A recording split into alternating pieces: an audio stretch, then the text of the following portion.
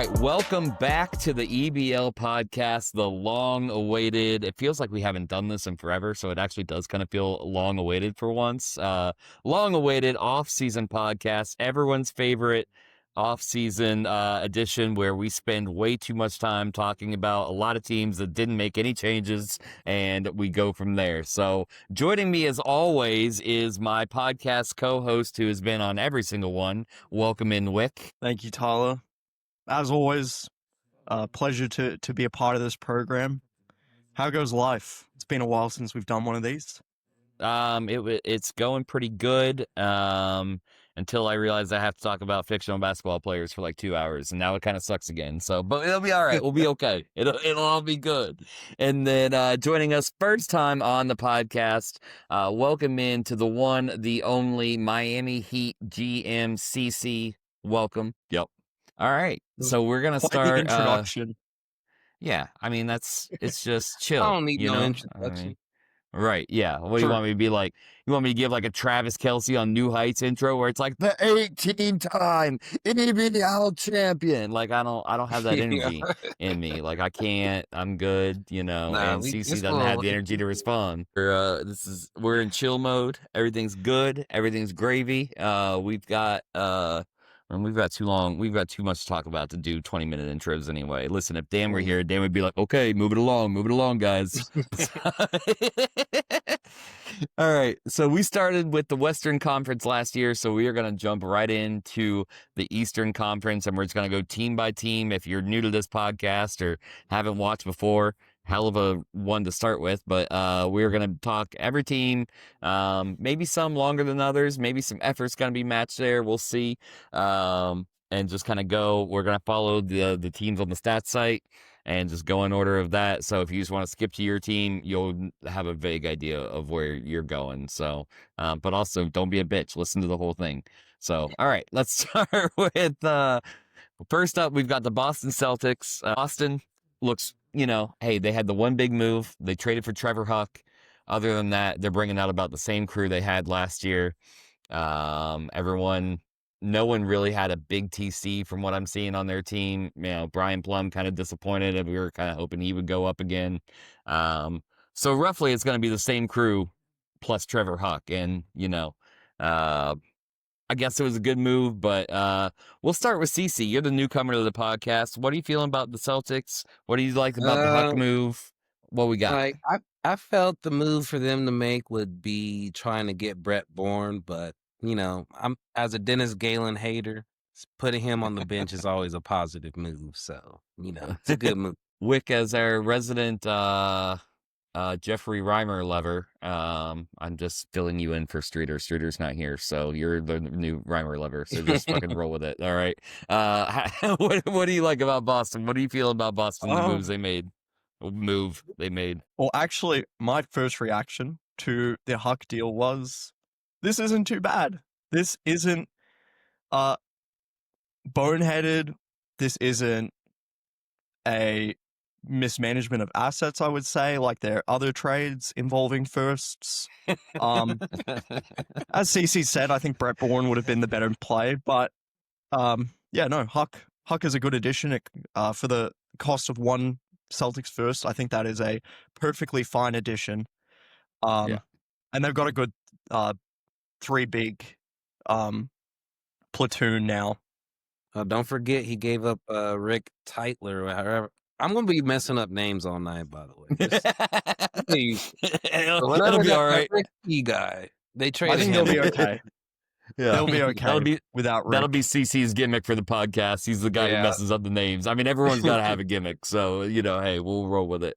How do we like Dennis Galen as a third big though? Do we think that he can play a backup center spot? He's done it before. I think he could be a top 5 backup big because you don't need defense and he can rebound. So he scores rebounds. That's what you want off the bench. I just don't think he does enough as a starter.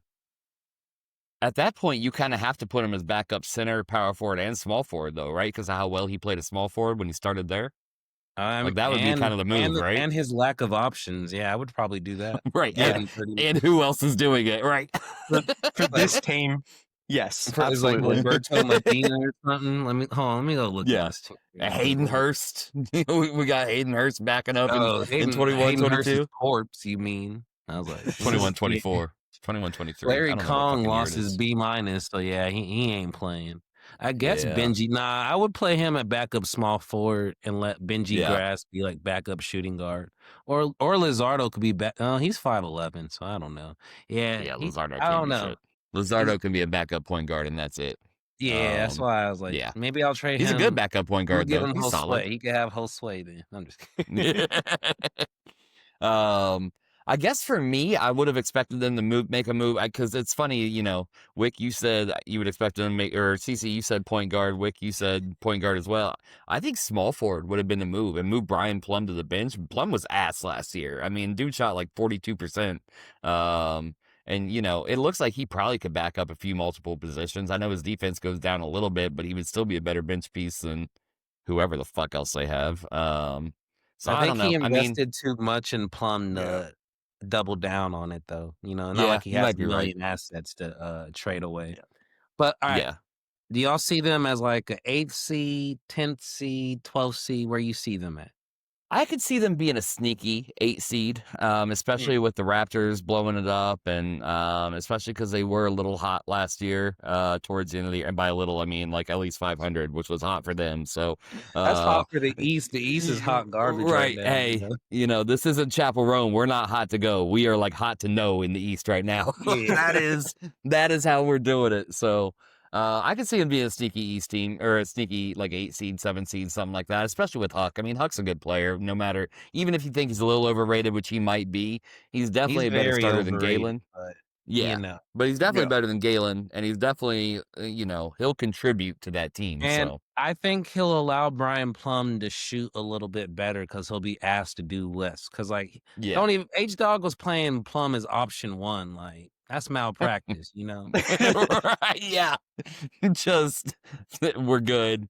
I think Plum will be better in a better situation. It should be like Reimer.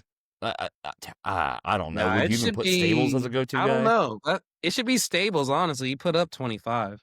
Yeah, Stables is probably their best bet, and he shot 47%. So, and then I would do either Tilford or Huck, and then Reimer.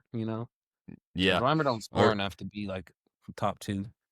Yeah, I don't know. Do you run an inside now with Huck and Tilford and Plum? And I mean, we know Plum's inside is all jumping because I complained about him being in dunk contest. So once you're in the dunk contest, you're cooked to me. You're cooked. All right. I don't know. I feel like that's enough talking about the Celtics. So I think we did good there. Hey, borderline playoff team. If they win a playoff game, that's a successful season. Okay. Oh, Wick, I didn't get where you think they're going to be. What CC said. Okay, great. All right, cool. Sums up my feelings. Perfect. Don't need to add anything. All right. And then we are moving on to the man of the hour, CC, your Miami Heat. Can we skip? I want to get your thoughts before I really start on this. Like, where are you at with your team? What do you feel? Reasons looks good. I was kind of hoping Homer would maybe do a little more in TC, but I don't know if he did. I should load up last year's stat site so I can he literally stayed the same. So, we'll see. I was hoping Zlatan, I don't know how to say his name. I wish he would have went up a little bit, or Montas, but it's fine. Reasons, I think he about to put up 28 though for the culture. Yeah, Sizemore looks great still. And then Norris went up on the inside. That was pretty important. Yeah. Yeah, I mean, we forget because the other Frankham's old as dirt. That Norris is only 27. He's still got some room to grow. So I wouldn't have traded for him if he was over 28. I kind of got a window with this team, but I mean, I like my team. I have depth, but the question is the depth good enough to win more games than I did last year? And I think, given the Raptors are gone and some things, and obviously Reasons is improved and he might be a star now, I could win 45. That's where I'm at. Yeah. I mean, I could easily see that, especially in the East, because you're playing a lot of East teams, you know what I mean? So it's like, right. It's Your like bigs right are kind now. of. Go ahead. I was gonna say right now, it's like, do you think I could be in that conversation with like the Bulls or something? Yeah, like a middle of the pack East team. Yeah, middle of the pack type of thing. Yeah, like you're not. I wouldn't call you like a championship caliber East team, but like I would say you're middle of the pack right now with a good future. And I mean that for the team as young as you are, like that's kind of where you want to be anyway right now. So Yeah, exactly. Did Gall do anything this TC? He went He up on stayed the same. defense. Okay, all right, we like that. I'm proud of him. Yep, he did. Jovo had a He did weird thing. TC. I still don't know what he. I kind of like the way he looks now. I kind of like Jovo. I like him. No, I'm just confused. Like, did he go down 2 in handling or 1? 2, 1. 'Cause he used to be like B- or B. That's what confused me with him. Yeah, I'm gonna look it up. He went. I don't know, but he definitely looks better. Yeah, that's what I was thinking. Like he looks better. All right, Miami Heat. I'm gonna have to. And cut this then part out. Peralta stayed the same, but he went up the first 2 TCs, so I kind of expected that. Sizemore still went up in handling. Wick hates that. I like it. I'm a big fan. Jovo why don't you just went. play him at point guard? You're like Shut handling up. your big so Shut much. His defense is like C at point guard. I always ask. Jovo went down 1 in handling, and he went up 1 in defense and outside. Okay, and that's a good TC. So he had a +1. He had a +1 overall TC. So yeah, he might. Yeah, I don't see it. That's the thing. Like, I still don't know who's going to be long term next to Reasons yet, because Franklin obviously is winning, but if one of the other 3 can show their thing in the next year or 2, Franklin can always move to point guard, shooting guard, small forward, or something. So right. Yeah, you got options there. Honestly, your year this year is going to depend on the success of Homer Bound and whether he, is a legit point guard or not. And it's gonna suck if he's not. But hey, I mean, I got first now. I made some moves to safety. You can pivot. So. Yeah, people pivot, and that's cool. Because Homer. I mean, Homer started off looking good, but I mean, if he ends up like looking like a Jeffrey Reimer type, it's like, all right, well, fuck. I mean, he's still won it all at least. So right. Don't put him there. Don't put him. He's capable. He is capable of winning. Yes. He is capable of winning. You figured he'd be a 25 point per game guy or something by now, or like a little better. I get yeah. Like a 23-11 guy, Yeah, something like that. Yeah. All right, Wick, what are your thoughts? My thoughts on the Heat. I think they definitely should be better this season. To reiterate your point, it is sort of a make or break year for Homer Bound. And we'll learn. I think this season. I think CC, you'll learn if he's your point guard of the future. If not, I got Terry. And you got Terry, who is a podcast favorite. A podcast favorite. Yeah, we do love Terry. Yeah, I mean the team is obviously really young across the board. And I wouldn't be surprised next season or even this season if there is a sort of surprise breakout campaign from someone who we don't talk about. Because I mean, I don't really see there's no one over 30 on this roster. We got to remember. Right. Yeah. Yeah. My other thing is like the thing is with Homer, like Certain kept the same ratings in 1 year. He just started scoring 24. So that could always happen to Homer. That's why I'm like, yeah, it could. It is bad, but even Musa, Musa had 1 terrible season with me before he skyrocketed to who he was. So I've seen before bad he became Musa. Yeah. Yeah. And again, we got to remember he's 23. Yeah, right. Exactly. He's still young. He's still a young man in his prime. 23. It's the age of potential. I would know that. But yeah, I give myself like a 6 seed to 4 seed range, depending on how things shake. Okay. I can see that. And I like the move of Josue, too. I think that was I think he's a good backup. And he's tall. He can play multiple positions if you need him to. He ain't doing all that. He went down to like D+ on rebounding. He got to do better. Oh, yeah, you're right. You like 6'7" with D+. Like, what are you doing, bro? Just not. There's just no effort there. He just watches the ball. He's like, he just gave up on rebounding. He's like, but yeah, no. I mean, I like the Jamie Brannigan signing too. I think that was a good signing. I'm interested to see him play. I want to see him play because we don't know what his attributes are. Zion's getting like the first spin because I just want to see it. But nah, everybody gonna get a little play this year. Yeah. Okay. I want to see Jovo. I think it'll be good. I want to see Jovo gonna get play. Kind of like Brennan Hills a little bit too, and that's kind of interesting. That's why I was like, I just added pieces. We'll see if they become something. If not, oh well. If not, we pivot. That's what we do. Yeah, exactly. Right? But who's the next team then? We got the New Jersey Nets, who I think look the exact same. Did Josh make a move this offseason? Did he? I don't think he did, right? Okay. No. Oh, he brought Cages back for some reason. He's got Cages again. I forgot he's got Cages again. Is that considered a move? That's like, I mean, that's like an LLE at this point. He's like a 1-year man at this point.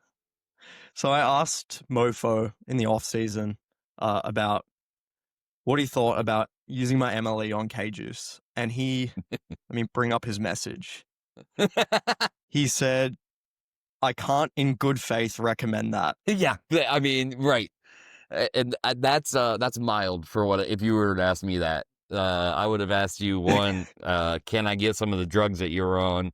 And then, two, are we trying to lose? Like, what are we doing? I mean, I don't think Cages will be a big part of their team. Obviously, they got, they got Leeds, they got Whiting, they got DeLacy, but, obviously, you and I are, DeLacy's solid. My thing, I would rather MLE Noah Slack than I would MLE Cages. Let's just that's how down bad I am on Cages. I'm out. We're out. I'm out on them. And then as far as the Nets, like this is the definition of just like a treading team. Like they're there. Mm-hmm. We know they're not winning nothing. Yeah. We know Watkins had his best years in age 26. This ain't the Watkins of that age. Palmer ain't even a starter.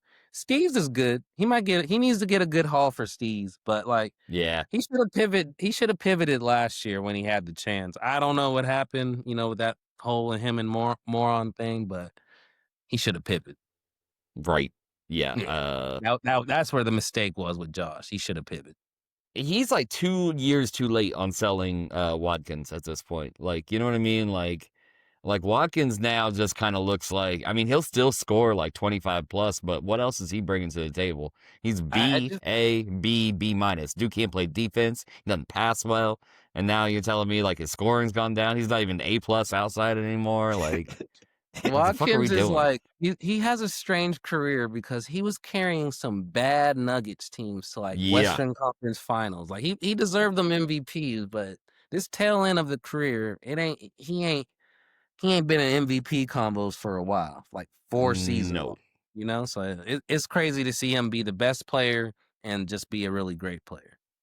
Yeah. Fingers crossed. Doug Dacey follows the same trajectory. Fingers crossed. I unfortunately think that will not be the case for you. Dacey gonna be the GOAT of this era, probably. Like, he's gonna be real good. Maybe. We'll get there, but yeah. Dacey's going to be real legit on whatever team he signs to in free agency. Gosh. I got to deal with that with reason, so I'm not going to laugh. I know. I got a ref coming this offseason, so like we're all... I got Baxter. You got Baxter, all of us. But Nets, like I can see the Nets finishing above me, but does that mean much when they're not going to win anything? Like, no, I can't. That's why I was like, I ain't got much to say on them at this point. Blow it up. Yeah. The same team as last year, but worse. Watkins got worse. Wicket got worse. I can't say anything anymore. We know what this team is. Right. We'll see. I'm kind of excited to see a team, because, last year they had all A pluses, and that was cool, but now Wicket's down to A, and Wicket looks like he's toast. He's like 1 year away from being like C plus, A minus. Well, yeah, because he's. I mean, their roster real quick. I forgot they have Wicket. Because Wicket looks like he's a backup at this point. Like, well, he is 35, so I know not surprising. he's on the tail end. Not everybody could be Mario Okung, whatever his last name. Okung. Can't even pronounce your goat's names. Hey, and man, does Steve start at small forward? That's the way of the game, bro. I might spell D'Angelo Kuhit wrong. That's just how I do it, bro. That's it. But like, does Steve start at small forward? Are we still starting Wicket at shooting guard? Like, I just don't know. No, he's starting Palmer at point guard and Watkins at shooting guard. I clicked his lineup, but I think oh, pretty great. Sure. I hate that worse. So okay, well, hey, whatever you gotta do. That's what I'm saying. The Nets are just there, bro. They're just there. They are there, and I'm loving it. All right. Yeah, well, you're a hater. That's hilarious. Yeah. All right, let's move on. Let's move on. Are we good with moving on? I could talk about the Nets for another 20 minutes, so let's move on. We can record that after CC leaves. We'll get a little sidebar podcast of you just talking about the Nets. Is there anything else you really want to say, though, Rick, before we move on? Nothing positive. So let's move on. Oh, okay, great. I'm glad we had that talk. I'm about to be hating on this next team now. Yeah, let's move on to the other man of the hour. Nah. All right. Cece, I started with you on the Heat, so Wick, I'm gonna start with you on your team. Let me know how you're feeling about the Knicks. Let me know what you got going on your team. Let me know how. Well, give me your thoughts. All right. No, I do like my Knicks. I'm a fan. I'm a fan of the team I built. Love the Baxter TC. I'm expecting a jump from him. Yeah, I feel like I've got a good squad. Frisbee is probably my only concern. He went down a little bit, but worst case, I just go to Sudan. It is what it is, and Frisbee becomes an overqualified backup. How would it fit? My only question is, how would it feel if Baxter still couldn't score over 23 after this TC? Would you really be concerned? I would be. That's because he's always had good rating. So what did he go up this TC outside? Outside handling and rebounding. Okay, yeah. I know it was pretty big. So yeah, you hope with a B+A now that he can do the 25 and be your real go-to guy. Yeah, I mean, yeah, I just think we've got such a balanced offense. You do have enough offense everywhere else, but I'm just saying Baxter as a player, you would expect I would expect what Huck did before, 25, 10, and actually maybe 5 or something. That's what you expect out of those type of ratings. Yeah. A 24-8, 24-9 would be a solid year for Baxter, I think. Yeah. Yeah, exactly. I think I'm most concerned about how having him as a number one option sort of impacts the team as a whole. If we're scoring, 123 points per game, but he's only scoring 22 as the number one guy on good efficiency. I'm okay with that. It's more so, having him as the focal point. What does that look like?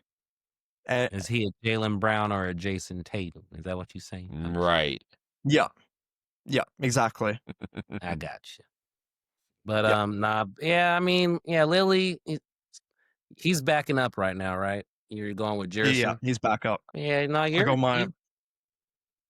probably the favorite of the East. Oh, actually, I forgot about the Hornets. But yeah, you and the Hornets, you guys are it's Knicks Hornets for me. Yeah, for sure. Yeah, that playoff series against the Hornets did sting a bit. Yeah. I could sense a rivalry coming. Mm-hmm. Oh, there is a rivalry. Yeah, it's brewing. I might have to turn it's here. It's already arrived. It's brewed. It's brewed. It's here. I would like to see Baxter. I think Baxter would be okay as a number one option. Listen, when I think of who I want as my number one option, it's a guy who I trust to score and handle well. And Baxter, if you put him out the gate as number one option, you would know immediately what kind of player you have in Baxter.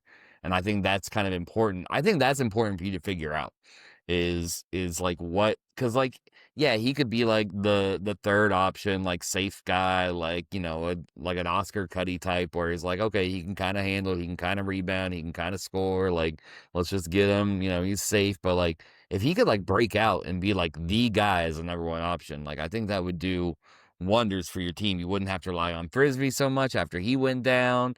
Garrison could have some of the offensive pressure taken off on him because he doesn't do well when the pressure's on him. Curlin could just focus on just rebounding and blocking shots and fucking off on offense. It would do a lot of good if Baxter could be a number one go-to guy. So I do think at some point in the season you should figure that out. But he's number one go-to guy. Sim 1. Is he? Okay. I didn't look at your I didn't look at your depth chart. I might age myself with this, but I don't know if y'all remember Alex O. Alec O from the Spurs. That's the last time I've seen ratings like this. So right. Yeah. Hucker kind of had the potential I would hope to see from Baxter at some point. Yeah. Right. Because Alec O was legit. He did like 27-10 type season, so yeah. Right. Yeah, so if you could get that out of Baxter, and for the 1 year that you have him left, like that would be incredible. So, the 1 year you have him. So, like, if you can get this one good last year out of him, enjoy it, sir. I wish the same with a ref for you. So. What if we all just switch? What if I sign Dacey and you sign a ref, and then Devonta signs y'all don't got no Baxter. Cap. Yeah, I need my baby. That's actually an excellent point. That's an excellent point, CC. Did not consider that when I was. But yeah, Knicks like 1 or 2 seed, right? Like immediately. Your team was elite last year, and it's only gotten better. So I don't see how it's not. Frisbee is a concern. I do agree with that, and the fact that he's 34. Hodge is known for ruining good times, so he's going to be the one that would ruin your time. Yeah, Hodge. We'll look at the Wizards. We'll get there. We'll get there, baby. You'll see that maybe it won't be such a good time for our friend Hodge this season. I don't know. That ghosted us on the podcast again. I don't think he's ever coming back. I don't think he's ever coming back on the podcast. I think that's it. I think we've seen the end of Hodge just completely ghosted. So it was a good run. So when everyone asks, hey, where's Hodge on the podcast? Where's Hodge on the podcast? Bitch, ask him. I don't know what to tell you. Like, we tried. He hates us. And that's it. Oh, all right. Any more thoughts on the Knicks? Everyone good? I wish them some bad luck. No, I'm just kidding. Okay, perfect. Yeah. Let's move on to the Orlando Magic and CC's favorite point guard in the league. Another team oh God. Mikata Pavlenko. Can we talk about real quick Jose Diggins going from C+ outside to B outside, like just a +2 backup point guard? Like, hey, listen, man looks like he might be on track to I don't know. He looks like a wannabe Terry. He's got that Terry Terry Tarby. He's got that Terry Tarby vibe right now. Alec Max. All right, well. That's who he looks like to me. Hold on. Let me. I thought he traded. Didn't he trade Jimmy Lello, or is this roster not updated? Great question, actually. I forgot the convict actually made moves because there was a while. Did he? And I thought he made a trade. I could be tripping. No, he didn't trade Lello. It got denied. It got denied, CC. The trade got denied. Oh, okay. I saw a trade got posted or something. Yeah, he tried to trade and it got noed because he was trading fucking Jimmy Lello, Koji Owensby, and one of his lotto firsts for Caleb Bale of all people. So I was like, it was a little out there, It was a little iffy. I was a little iffy on that one. Kyle Strike looks worse. I was actually just about to go and look at. I was about to compare. I'm better than this team, respectfully. Strike went down in one in inside and one in handling. Sure. Yeah. I was like inside and handling. He went down.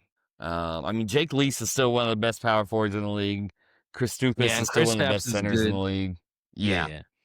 But they don't have a great guard front court, but their back court is just guard. It's like it's embarrassing to keep bringing that out, And Mikata, regardless of how you feel about him, he also went down in TC. He went down in defense from his already bad defense that he was playing. He went down in that. So I wouldn't be surprised if they're the team that's ended up missing because of the bad I bet they backcourt. fall out. The Raptors will obviously fall out. Well, Raptors might not fall out. I don't know. We'll see. They'll fall out. I was like, they're playing a then, rookie big. I don't know. That's you're right. That's a little tough. The Magic don't have any depth. I mean, they it's rough. It's a rough time. If Jake Lease gets hurt, they can lose like 10 in a row. It's like it's they're not set up well. They're just like it's not. I don't see it going well. Yeah, I mean, Strike had a big jump last year. He went up like 40, like 4% in field goal percentage. He was shooting better from three, like 6% better from three. Like he went from 39 to 46, so like 7% better from three. He went up in like he was having a good year last year, and then for him to go down this TC, it's like, fuck. Yeah, he was arguably the best small forward last year. Yeah. Not Wick, what you got? What are your thoughts on it? I don't really have zero. I really have no thoughts on the Magic. Great. Like their backcourt was clearly in shambles last year. Did nothing to address it. I'm gonna put in, as Mofo would say, I'm gonna put in as much time analyzing this team as they put in to the offseason. Right. Yeah. Thank you. I mean, God, he had to make some moves that he didn't. I mean, well, he tried, but it was a bad one. So, I mean, whatever. But like, I mean, yeah. Until he gets rid of my nemesis that got depressed because of me, he ain't doing that. I don't know. And I liked Amzawancha too, their shooting guard, like the young shooting guard, but he did nothing this TC, so that was disappointing to me. And I'm glad I didn't trade for him. He's looking like more bench player now. He's 22 with those ratings. That's not special anymore. It's not looking great. Koji went down. I mean, the whole team, just like everything sucked for him this offseason, and they didn't Gilbert get better Bean at all. looks like a short power forward. Yeah. Like with these skinny bigs nowadays, you might as well. But he already has 6'6", 199. Yeah, I mean, I was like, you never know these days. You might as well. But, yeah, that's all I got to say on them. I think they're a borderline playoff team, 7 through 10 range, and I can quickly see them falling if they get an injury. They'll probably miss, if I had to guess. I would assume they'll miss. Yeah, I'm gonna agree. If they make it, it'll be because Lease and Kristopas carried the fuck out of them. So, I mean, that'd be real impressive. All right, let's move on to another team that really did not do much this offseason. That would be the Philadelphia 76ers. They had one draft pick, Jack Grand. I think he was their only draft. No, they had 2 second-round picks, Jack Grand and Todd Capel. I don't really know anything about either of them. I like Jack Grand though. I liked him as a prospect, but boy, he's got to get better on outside. Other than that, this is the exact same team as last year. Blaze Trees went up in handling +1. He's now an A+ handler. Might be good. That'll help him. Daryl Cook, does he look the same? AAB. Cook's the same. Butterberry's the same. King Tickle looks okay. King Tickle's always looked like that. He has always looked like this. I know. He's never been good. I'm a sucker for some reason. I know. I mean, he looks good, but yeah. Easterpoint looks mid now, that D+ handling. So he needs to make a trade for a wing. Yeah. He should have got Kirk Sawan, but he didn't, being inactive and whatnot. Pierpoint went down in handling and inside is what Pierpoint went down. So that's why he looks super mid now. Yeah. But they needed a better TC.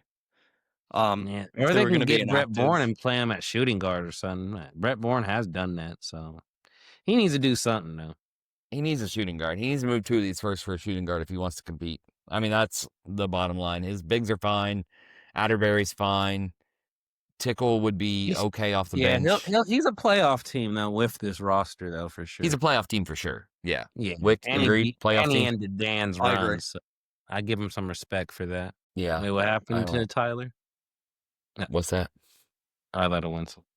But yeah, I see them, like I said, in the same range as me, so they're probably that 4 through 7 range and stuff. Yeah, that sounds about right. Yeah, if they get a shooting guard, they'll be like the 3rd team in the East, I think. Yeah, if they make that move, they can be there. Right. But As it is now, I agree they're a middle of the pack team. Suss does. I feel like Suss makes moves after Sims and he assesses his team. So he does. He's not full on inactive. He makes the move. Well, he's also not one that like goes out of his way to make moves. Like if you go to him, he'll be active and he'll talk to you, but he's not like messaging you really. True. So I don't know. I don't know. Who traded him Atterbury? Was it Devonta? No, I traded him Atterbury, and I went to him about Atterbury. Okay, then that makes sense. Plus, if you're listening, my DMs are always open. DM me about any trades you want to make, and I'll be listening. He'll trade you some crap for one of your firsts. That's a Wix special.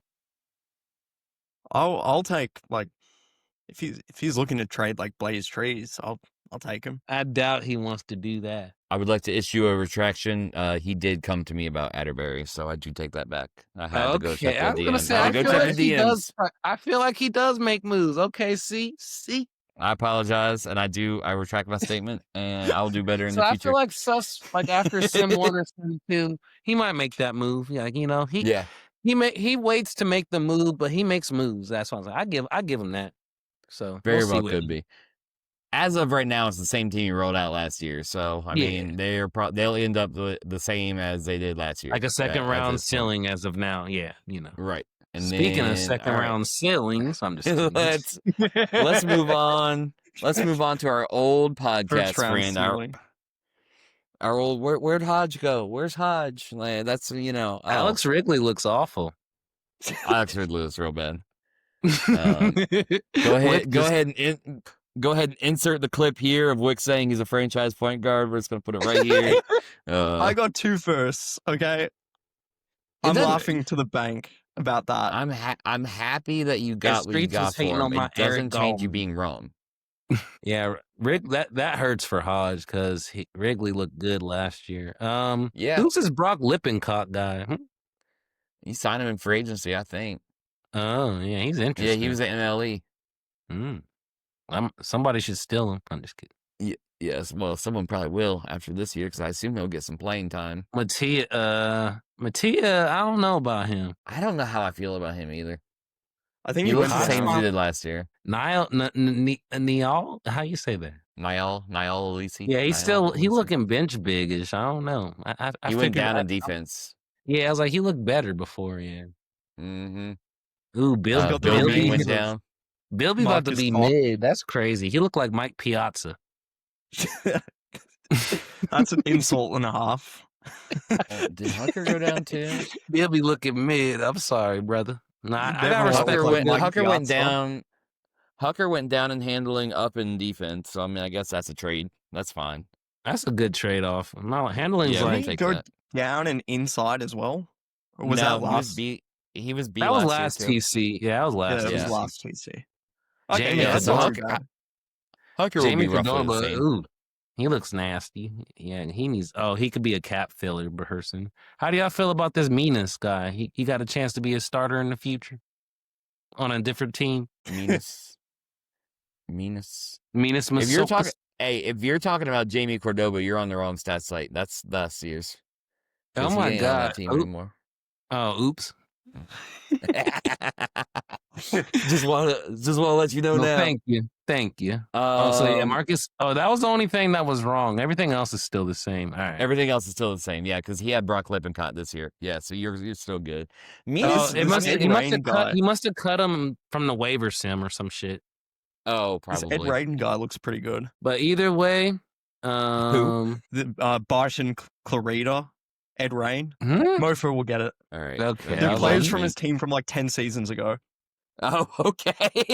I was like, huh? I was like, bro, I'm like refreshing the stats. I kept looking at teams. Oh, Kenny Diller, he would be a good big in 2050. Well, that's how Oz builds bigs. So, but yeah, the Wizards. I laughed. Marcus Cock definitely washed now. He's definitely done. Yeah, he's cooked. How do y'all feel about Nikolai? I like Munson a lot. Yeah, I'm a big fan. That is the one thing on the Wizards I'm a big fan of. I like that point guard. I think he had a good year last year. He looked good last year, and he went up and inside. Like he was already he shot 51.5. But he still shot B-. He shot 51.5% from the field last year, 50.8 from threes. Like, I mean, this dude can score. So I'm interested to see with the up inside, like what he can do exactly.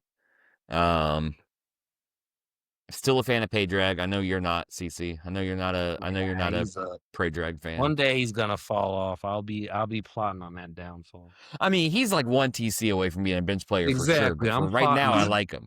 I'm plotting on. For right now, I like him. He's one TC away from looking like Alex Wrigley. Yeah, right. Like, yeah. If Hodge watches this, he's gonna be pissed. Yeah. Well, I mean, the Wizards will still be a playoff team. Don't get like Wizards that's are not good. Yeah, but for me, it depends on what Bilby is. If Bilby is like 10, if he does like 10 and 12, because B+ inside, some people do really bad, especially at age 34. So I don't know. I think he's probably lost his scoring. Exactly. Like, so Hodge wasn't that great before. Like, he was okay without Bilby, but he wasn't elite. So that could be a difference. Right. They'll still be a playoff team, especially if he gets the center situation figured out. I mean, you know, something's got to change. Regardless, he's a playoff team because the East sucks. Right. Yeah. But I think he'll be. I don't think he's in danger of missing the playoffs. I think Amundson's too good. I think Hucker's too good. I think they'll be fine. I think that team will get carried a little bit. Yeah. I think Hodge might want to wait a year, then he'll have 2 firsts to trade, and then he can get a better big or something. I like CC creeping under the frame of the video. Hey, man. I was trying to hide, you know. You know what's going on. I know what's happening. But yeah, I mean, think SF is going to like that. Straight to jail. Straight to jail. Death penalty. He's going to want you put under a guillotine. I feel bad. Jail for you and your Uber driver, or whatever that lady on TikTok says. I feel bad for the next team you talk about. I may have to sit this one out. The Atlanta Hawks. Oh yeah. Yeah. Yeah. You're guilty. There's blood on your hands, CC. Right. I mean, and to do it to your Atlanta team. I mean, you're from the. You know what I mean? Like, yeah, that was you were an Atlanta the first Hawks team fan. I won a title with. I did them dirty. Yeah, you did them bad. This team sucks. So, I mean, I feel I'm bad. gonna be real with you though. I thought Tyler Stables was gonna be good. I thought I was giving him a good win. We both did. We both did. In fairness, because that one, I'm not. You know. And I think Sylvan still has a chance to be something. I don't think he's totally cooked yet. No, he could be. I think Savon's a good bench person. I just yeah. I just boo. I just the David Culverson one that was heartbreaking. Well, that was expected. There's a reason I told you to cut his ass instead of Terry 2 seasons ago. But hey, someone's gonna listen to Tyler, and that's fine. You're right. Hey, I couldn't. I picked him 12th. It was hard, man. I get it. It was hard. I'm upset that Rolly Graham went up in everything this training camp. That made no sense to me. Yeah, that's pretty random. Reincarnated. I know. He literally went up in outside handling and defense. He was A-, B-, A-, and now he's ABA again. So fuck off. Really that's the Hawks pick. That might be like top 1. That'll be a good pick. Bad. It's like it might be a lock for top 5. It's a lock for top 3, bro. This is one of the worst rosters in the league. It's so grim. I don't know if they'll score 102 points, bro. That's how bad. And I don't think either of their power forwards that they drafted look good. So that also sucks. I like Braxton Morant will be good in 2050. He'll be good for Haj in 2 years. Good. Yeah, I'm not loving what's going on here. At least they have their pick next year. It's a rebuild year. Or it's a rebuild. The thing that bothered me about this. Why did he give Kelvin Sampson 2 years? Because we love Kelvin Sampson around here. I guess Like I don't. That's you could have had 3 maxes in the best offseason ever, and you're just like, This Wyoming guy, or no, he's not even from Wyoming. He's from USC. No. So yeah, No. that's the head scratcher. I don't fucking understand it. I don't understand Kelvin Simpson. I don't get it. He's 5'7" and the greatest bad ratings player I've ever seen. So okay, but we understand that. We don't understand why he's getting 2-year max. I think he's worth the 2 years. I'm dying on that hill. Fuck off with. I'll stand with B money. Okay. I mean, shout out Wyoming. It's all right. Shout out Wyoming. Sorry, I forgot to shout out Wyoming. Shout out Wyoming. Andrew Wigwar. Hey, who's the Wyoming play on his? Oh, Byron Blade. Yeah, Byron Blade. Shout out Dick Cheney. Nah, you lost me. Yeah, you lost me on that one. All right, let's move on to the New Orleans Hornets, who actually did make some moves. Well, I guess, sorry, B Money did too. I'm not saying he didn't make moves. He just didn't make great ones. All right, so shout out. Great for me. Yeah, New Orleans Hornets. They made a few moves. They got Abdul Bub. They got Travis Ford. I think they signed, Dodge Foisey they signed, and he actually looks okay now. They traded for Lucius Lath, who looks as Lucius Lath as ever. And I think that's it. I think that's all the moves they made. So a few moves. Streeter went a while without making any moves. Now we've made some moves. So, I'm a fan. The team, it's a newer team. It's a little different. Interesting. After you win the title, switch it up like this. But I'm not here to bash on Streeter. So we like Streeter. Again, I think. I think it was a good. Yeah. For Holloman me, going down because you needed rebounding to supplement Merrill at power forward, who did go up at rebounding, by the way. B minus to me. Yeah. I know. And then little man's learning how to grab a board. Yeah, Bub will help with the rebounding, and for me it all depends on Ford because Ford's never really given full time, so we'll see. Yeah. I don't regret moving on from Ford. I don't think he shoots enough to be a starting. I think he shoots well, but I don't think he shoots enough. So that's kind of my issue with him. So, but this is the perfect team to not shoot enough when you got Bristol getting 30 and Holloman, right? Yeah. So maybe he'll fit in well. Ford might do 50-50-90. Yeah. Like if Cesar Barros was doing 50-40-80. Right. Like, yeah. Hey, that's all Barros can do, though. Because Barros was getting cooked on them box scores, if you ever saw him. Yeah, Barros cannot play defense. Barros is a doormat that can shoot well. I mean, that is that is the way Barros plays. I think Floyd going down in defense will hurt him a little bit. That's not a great sign for Holloman going forward, but that is what it is. We're definitely off the Tit train, the Tiet train. He is no longer a good prospect. Sorry, Streeter. He's a backup. Was he ever really a prospect? He came in the league at like 23. I think at a certain point he was. After he definitely. I think after the second season he looked pretty good. Yeah. Okay. But then he did not make any progress last year, and now he's 26. I was going to say, after not making progress last year, he kind of lost his lure. Yeah. And then Tarby he's a champion, Tarby's still Tarby. Tarby looks the exact same. Tarby will Tarby. He looks worse. Nope, exact same. Okay, well, he just looks like that. That's not great. Yeah, that's just how he looks. Oh, no, he did go down one in defense. I apologize. I knew there was something. Yeah, he Tarbin. I do like how this team has like over half of their roster as big men. I mean, that's that's hilarious to me.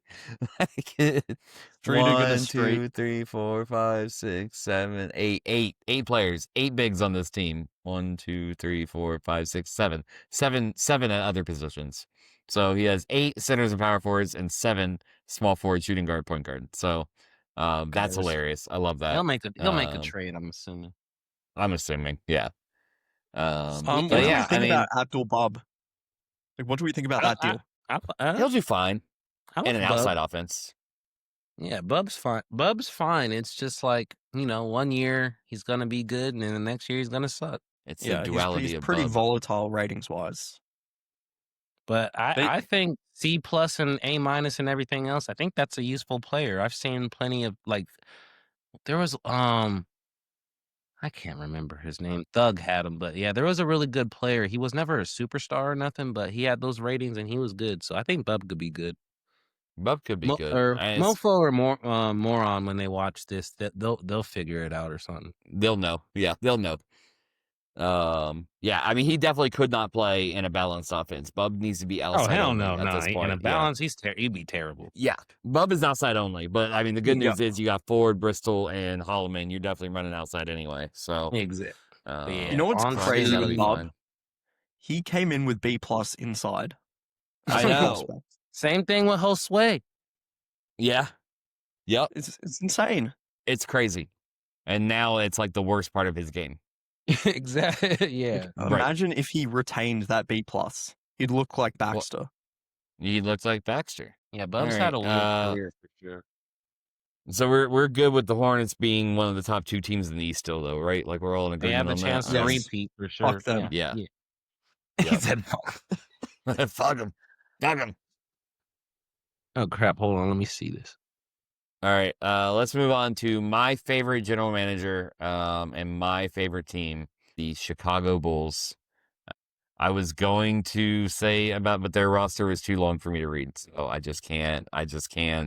You know what I mean? Like, I'm not reading for that, so. Lindsey Mello doesn't look awful anymore. He looks kind of like a big man now. Yeah, that's what I'm saying. He's like 1 TC away from being 1 TC away. He went up in inside and rebounding this training camp. So, okay.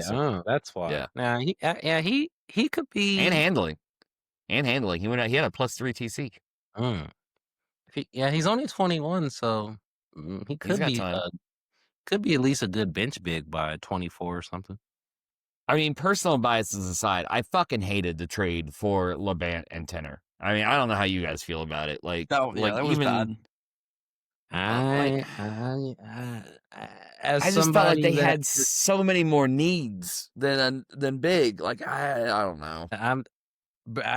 For me, like I said, going into the offseason, he was either going to retool and trade Swinney or make a trade for a power forward and replace Rudd. And we saw what he made. I would have taken a ref trade and retooled because Lofty isn't good enough to win right now. And you either need to wait for this TC or you need to upgrade from him. And he chose to stay with Lofty. So this team goes where Lofty goes, and that's not far. I mean, even if you weren't going to take my trade, I don't even care about that. But, like, how are you not going to upgrade from fucking Demetrius Benny at this point? And, like, for he still loves Benny. I don't see, I cooled off Benny a while ago. Right. I mean, the man can't defend anything. He went down and inside this training camp, so he's not going to be able to score as well. Like, I'm out. I'm out on Benny completely. I might even play Furkan over him at this point. I'd play Furkan. Yeah, definitely. It's close. Yeah, because Benny could at least be a better. Like, you could use Benny as like backup. He's a good. He's a good bench player. I wouldn't want Furkan Tekken to be my backup small forward, but I would be okay with Benny being the backup small forward and shooting guard. You know what I mean? Yeah. Mm-hmm. But he's not going to do that, so that's the issue. Well, no. And then he'll come in the chat halfway through the year and talk about how he's GM of the year and also how he wants to trade, and then we won't hear from him again until after the season. So it's a fun little process. Rinse and repeat. It's the Brendan special. Yeah. And CC, of course, is going to disown him as his Padawan. Yeah. And then reclaim him. I mean, this team is still a playoff team. Like, let's not get it twisted. They're good, but it's not winning nothing. He could have made a move. But they're not winning. Yeah. They're there. If we're comfortable being like the 5 seed in the East every year, then Brendan's doing a great job. You know what I mean? He's like the Washington Wizards of the 2010s. Okay. Right. Yeah. They're there. That's a good comp. They're there. They're not winning. It is what it is. They're there. Like, they make appearances, but ain't nobody talking about them. Nah. No, just be like, oh yeah, the Bulls. I mean, I feel bad. They're gonna waste Leno Pape's career at this point. That's kind of what I fear. I mean, he ain't no Hall of Fame player. Whatever. I think he could. I mean, all right. 16, 13, 4 blocks a game last year. I mean, he's good. But I didn't know he went up to 4 blocks. He used to just be yeah, Oh, yeah, okay. he got 4 blocks last year. I mean, he's solid. Damn. All right. Well, Yeah, he would need to be on like a great team for an extended period of time to be a Hall of Fame level player, I'd imagine. And he ain't. That ain't. Are we good? Are we good on the Bulls? We said enough about this team. Wick, what you got? You got one more last thought? Nothing else. You sure? I didn't like the Tenor trade. I'm with you on that. Thank you. I agree. Thank you. I also don't like Tenor. I'm also not a Tenor fan. And he doesn't fit their timeline people either. overly hate Tenor and overly love Huck. I don't think there's that big of a difference between that two. I'm sorry. The one thing I really didn't like about the Tenor trade is that Tenor's like 31. You know what I mean? And the rest of their team, other than Swinney, I guess. But like, I don't know. Whatever. That's why I don't get the direct. I guess he thinks LeBlanc could replace him. I don't know. Right. I don't question people. I let them. I don't GM people's teams for them at the end of the day, bro. We're just letting them do their thing. Whatever move you think is the best, power to you. It is what it is. I'll give advice if you want it, but I don't force nothing on anyone. That's it. All right, team. let's move on to the Cavs. Let's move on to the Cleveland Cavaliers. The Cleveland Cavaliers. My real Padawan. My original Padawan. I mean, he didn't do much this offseason either, but he didn't need to. He's young. He didn't need to. Yeah. He just needs to draft. TC. Yeah, let me go on his team real quick. I think. Yeah, Pizer went up 3 and 4. Jesus Lord. Brady Dempster had a big TC. I've always been a fan. TC. SF. Yeah, I like Dempster. Attest to that. I like Dempster from the jump. I was a Dillard Dean fan. Oh, Michael Green. Oh, he proved the haters wrong. Yeah, Michael Green. He was their first round pick. Yeah. Yeah, I think Aaron McCarty. This TC showed why SF is considered the best drafter in EBL. He's the best drafter of all time, easily. Yeah, to me. I wish Thrasher would have gone up in rebounding. I didn't like that, but I mean, if I have to nitpick, Grayson Roy can cover it. Yeah, true.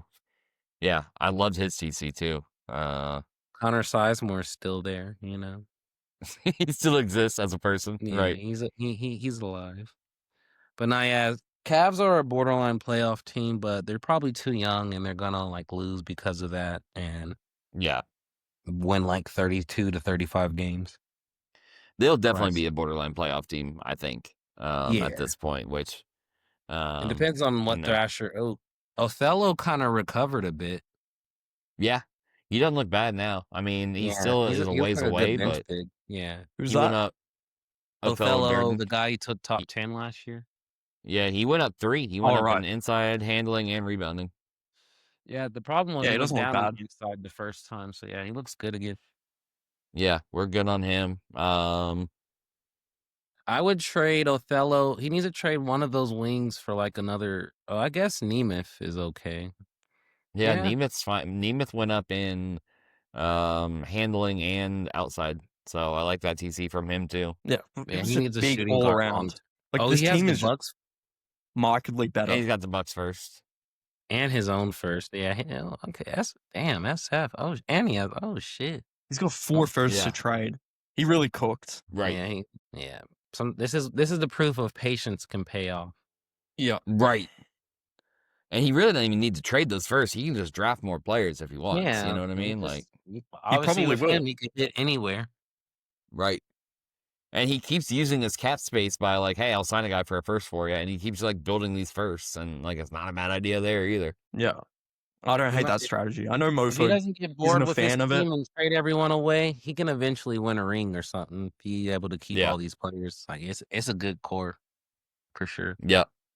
I agree with that. Anyone else got anything to say on them though? I don't really have much to talk about the Cavs, to be honest with you, because they're going to be a borderline playoff team. They'll probably miss it again if I had to guess. So I don't think they're fully there, but I really love their direction overall, and I think SF's doing a great job. So the one thing we do have to wonder is if Thrasher year 2 can do even better. You know what I'm saying? Usually, because even Reasons took a jump for me, so he might just take a jump just from being in year 2. So that's something to watch. Yeah, he went up in handling and defense, so it's not like he didn't. It's not like he had a 0 TC. He went up in some things, just didn't go up in okay. rebounding Yeah. like I'd like.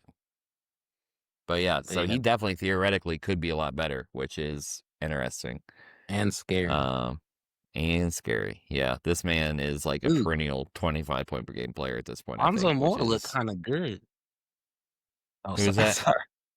The Pistons. I clicked on the Pistons. We're already moving on. I'm on board with it. I didn't even know. My bad for cutting you off. I did not see Lonzo Moore. I didn't know Lonzo Moore, that skinny big, had a good TC like that. He had a good TC. Yeah, him and Glenn Fell. All right, so we're moving on to the Pistons. Yeah, they had a good TC from both their rookies, Lonzo Moore and Glenn Fell. I like Glenn Fell a lot. I like Lonzo Moore a lot.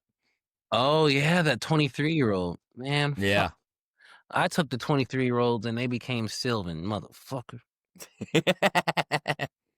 And then who else did he have? Oh, Edvardis, Lipunas or whatever. Edvardis. Yeah, the GBB big or point guard. Yeah, he had a good TC as well.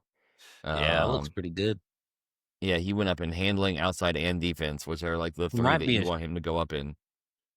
Yeah, we have to see. He's never played like a point guard though. He could end up being a shooting guard still. Because he's 6'1", you never know. But yeah, we'll never know. Play. Yeah, you never know till they play. When did he get Stan Hayes? Oh, okay. Ike Braden is still one TC away. Yeah, Braden. Who you say? Ike Braden? Yeah, he's like one TC away from being a star. Yeah. He didn't do anything this TC. He literally stayed the exact same, which was disappointing. Yeah, that's why. And then he's still 20. How do y'all feel about JC? I'm okay. I mean, he's just another one of those. I mean, I feel like there's like 10 shooting guards in the league that look like him right now, like small forward shooting guards. Like I can name off the top of my head. A little sus on guys that Morin feels confident giving up on young. Yeah, I would agree with that.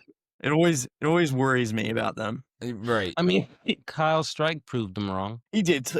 There are exceptions to the rule, but often Morin gives up on a guy for a reason. How do y'all feel about Ross Lakin? Kind of looking kind of mid. I'm out on Lakin, I think. Well, he went up. I'm not out, but like he might be like 2 or 3 more TCs if he's gonna ever. He's like a backup big.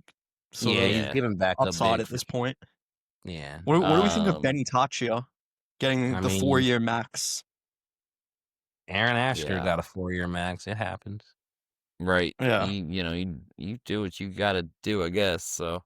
I mean, MSC's gonna be dumping that by Sim 6, so it's whatever. Very well could. I'm almost confident that. And then I don't know about that Iverson contract either. That's one of Dan's favorites. Guy he was trying to get a first for years. Ooh, we forgot about Coleman Reddick. He looked good. Yeah, Coleman Reddick looks good too. Yeah, MSC. That's a pretty good draft for MSC. MSC had a great draft. I don't think this team is anywhere close to a playoff team right now. I mean, it's the East, so they very well could be. Like at this point, I don't know. I don't exactly know where I'm at with the Eastern Conference right now. It depends on Edvardis. Yeah, like I'm not super sold on them being a playoff team. I think they're a playoff. No, they're too young. I forget their bigs are really young. They'll be a borderline. They'll be like Cleveland. They'll be a borderline. Yeah, they're in that Cavs range for sure. Right. To me, they're a little behind Cleveland because of the bigs. Possibly. They have theirs a little worse. Oh, that's true. Yeah. I don't know, but I like their wings a little bit better than I like Braden and Ors and Barislav a little more than I like whatever Cleveland's putting out at the wing position right now. Like right now. Yeah. I think Barislav went down and inside, it looks like. He did. That's what I was like, he don't look the same. Yeah. Yeah. So I mean, luckily he cuts that A outside, but yeah, they definitely need to be running an outside offense right now with Braden, Edvardis, and Barislav if you're starting Barislav. So, I mean, I think that'll be interesting. But yeah, borderline playoff team. We'll see how they go. Indiana Pacers. Fuck Jose Jimenez. I'm just kidding. I don't know how I feel about Jose. We'll see. I guess Horry Fluck looks for 18-year-old. That's pretty good. Yeah, Fluck had a great TC. I think he'll be good. Darren I like him a Beachy, lot. he's like one TC away from being a good bench player or something.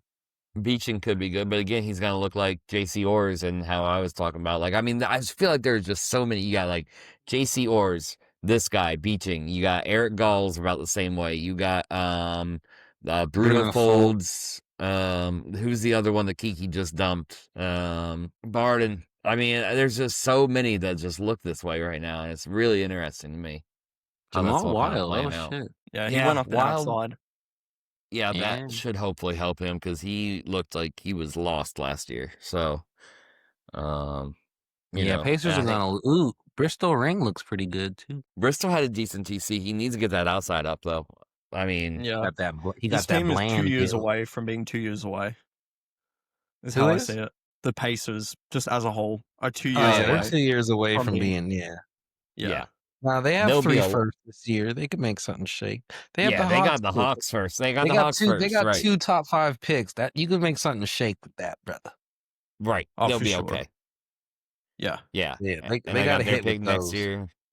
Yeah. and they've got 7 seconds over the next 2 seasons. Yeah, their collection of second round picks is hilarious to me, but it is what it is on that one. I don't. They ain't gonna be making those picks. Let's just be real. No, that roster's gonna be full after. It's year already 1. full. Right, I was and like, no what one's do we do? expiring. He's That's not gonna be thinking kind of with- annoying. He ain't thinking with that move. No, He's throwing away picks. Yeah, gonna be a lot. he's gonna have to. He's gonna have to dump some people. I mean, half these motherfuckers can be cut anyway. Like, Yeah, I mean- don't he still care about Cap? He can't be throwing away people. I don't know what he's got to do. He in a something, weird man, 'cause- position. That's what I'm saying. I don't know. He gonna have to Right. dump. I don't some know. people. I don't know what he's built here, but it's not. It. I like. He has 2 I like top his 5 young picks. players. Yeah, He's I still like his young rebuilding. players. I like that he has the top picks. I'm just saying, like I don't like what he's done with the cap space and the players and the contracts he has. Like, that doesn't make Yeah. sense to me. Agreed. I think he's doing fine otherwise. I don't want it to be like a shit on Ted Stern day. I mean, that, we have those Yeah. other days. We don't need that to be today too. So, Don't be like Dan and pit the brothers against each other. no, I can't do it. Can't do it. But yeah, I don't really have anything else to say about Indiana. I mean, they're still in the same. They're in a rebuild spot. It is what it is. They've Yeah. got some good. They've got some good. They've got some bad. They've got to figure out what they're doing with their roster spots. So that's got to get handled immediately. For sure. We can go on to the Bucks then. We can go on to Oh. Kiki. We can go on to Kiki, who's bucking some girl right now, Allegedly. allegedly. I'm proud of him. But yeah, Karapick did exactly what I thought he would be. I was never a fan. Yeah, But he has Mac Pitcher. that's a rough at least. one. Yeah, we'll see with Mac Pitcher. I think he had a handling last season, and turnovers were a huge problem for him in his starts. So Yeah. hopefully the A plus and a bit of seasoning with age also helps him overcome that. Yeah. Yeah, how do we feel about Lee Dang? How do we think they jumped the gun on trading for a 29-year-old or? Yeah, Yeah. I tried to tell him that, and I don't. He's in no position to be trading for. I mean, it's Lee Dang. He's good. He's probably one of the best centers in the league. Still, I think. I But, think he like, jumped the gun. I didn't think he needed to be moving all that for Lee fucking Dang. I mean, I don't know. Get someone who's like 25 and under, and I'd be okay with it. But do we think pitcher's ready to be like a playoff point guard right now? Is their depth good enough to sustain a playoff push? Like Torrey Buff Jr. didn't do as much in that first DC that you would want him to do. At least he kept the A potential. Right. Yeah. Oh, he'll be fine. I'm not giving up on him. But just like for this year, why would you trade for a 29-year-old center when, I don't know, it just doesn't feel like your guys are ready to compete. Dang, Wisdom Pizzy look good. What the fuck? Wisdom Pizzy does look good, and that kind of pisses me off a little bit. Yeah. I could have drafted him. Yeah. I would have never liked had him. anywhere to play his ass with Sizemore anyway, so fuck that. Midget. Right.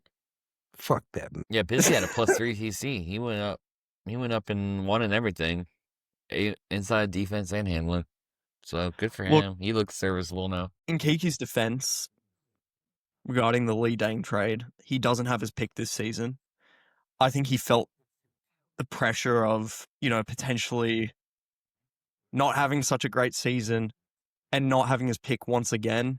It's not like a great situation to be in. I mean, And with the East sometimes you being gotta so take wide L's. open, could this be a borderline playoff team? Could they sneak in? Maybe. Maybe. If Like, he's they playing got Buff the at bigs. small forward, the answer is no. Yeah. And like if he's relying on Matt Pitcher to be like, the answer is no. I don't see it. I don't see it. I don't see them as a playoff team Depends. even in the Unless slightest. Bruno Folds is actually really good. I don't know. I mean, they have two glaring holes on this team at small forward and point guard right now, in my opinion. And those are not places you want to have holes. So I would like to take a little time out on talking about the teams real quick to address something that you just said, Wick, which is I fucking hate when people say, well, I can't rebuild. I don't have my pick. Oh, I can't do this. I don't have my pick. Oh, I can't. Like, that's such a, if your team sucks, it doesn't matter you have your pick or not. Guess what? You're going to have your pick in 2 years. It's not going to kill you to suck for 2 years. Like, I don't know. I know it's not just Kiki who did it. Someone else did it last year, and that pissed me off last year too. But like, if you got to rebuild. Like, don't worry about whether you have your pick or not. Just, there's no need to move other people's picks to get a 29-year-old just because, well, I don't have my pick this year, so it doesn't matter if I suck or not. Like, because you're hurting your future growth still because you're moving other pieces to get these players. Like, it just, I hate when GMs say that. You have to make moves that is best for your team, and you can't worry about your move is going to benefit another team. Just like when people said to me, you gave Jackal all that shit. I don't give a fuck what he does with it. I'm building my team how the fuck I want to build my team. Right. Okay. Yeah. I want young players. I don't want no old players. And then when they are all in their prime, we'll see what the fuck they do. Right. No, I mean, yeah. look. Yeah.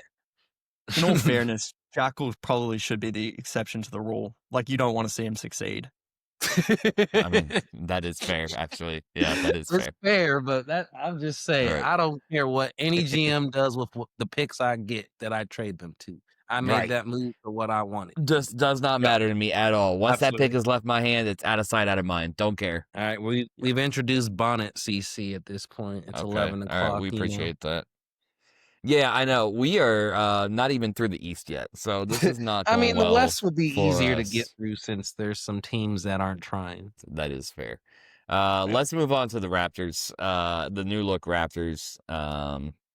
Juicy one. I feel like everyone knows my thoughts. at this I don't point know your thoughts. I don't know. You haven't been around for a while. Let's hear them. I want to hear them. If y'all want my thoughts, Yeah, please. I like the Some on Some pickup might be the move of the offseason, but Self-glazing. but on the real, the Mateo draft pick, I really like that. I did like that. He looks great. Denny Wayne. Denny Wayne is we got to see it, but those are good ratings and everything. Fu Wang is kind of disappointing because he went down to B potential and he didn't go up. I'm not a fan of Rick Keitler. I didn't get that move. He was just a throw-in though in the Huck deal. Oh, okay. All right, gotcha. Yeah. I didn't know if that was like a piece that mattered. He's a cool bench player though, but yeah, I don't see anything.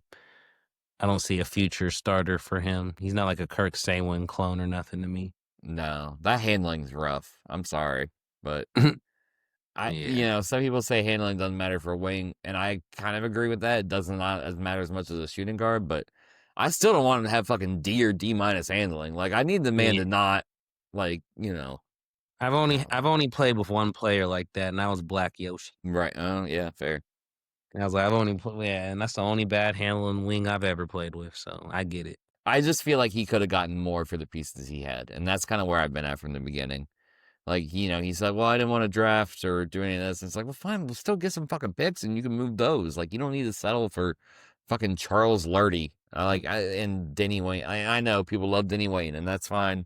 I'm not like, I don't hate the man or anything, but I just feel like if that's your big piece that you're getting for fucking reigning MVP Loki Butterman, like, I don't know. I just feel like he I could have like gotten more. Charles Lardy, but it's like I thought when he was doing the trade, I thought like what's his name?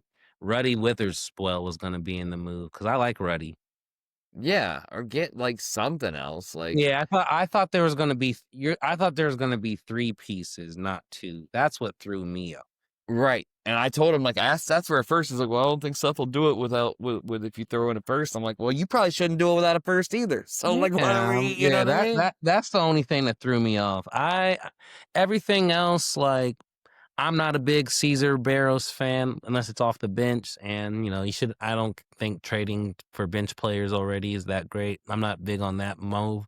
But everything else, like Fu Wang, I would have drafted that, given you already have Lardy. Like, that was a cool move. Yeah.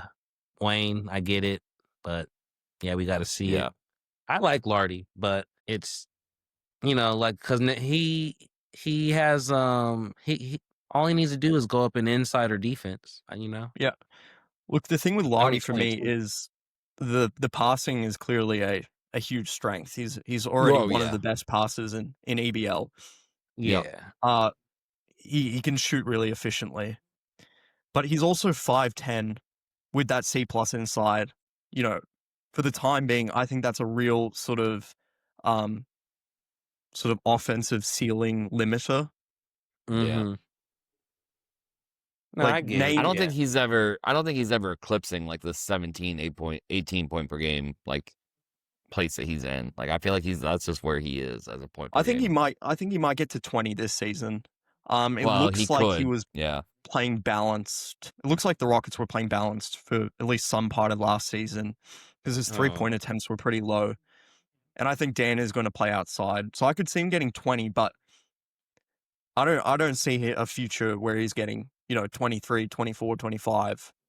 Absolutely not. Yeah. And being, in this sort of upper echelon of point guards.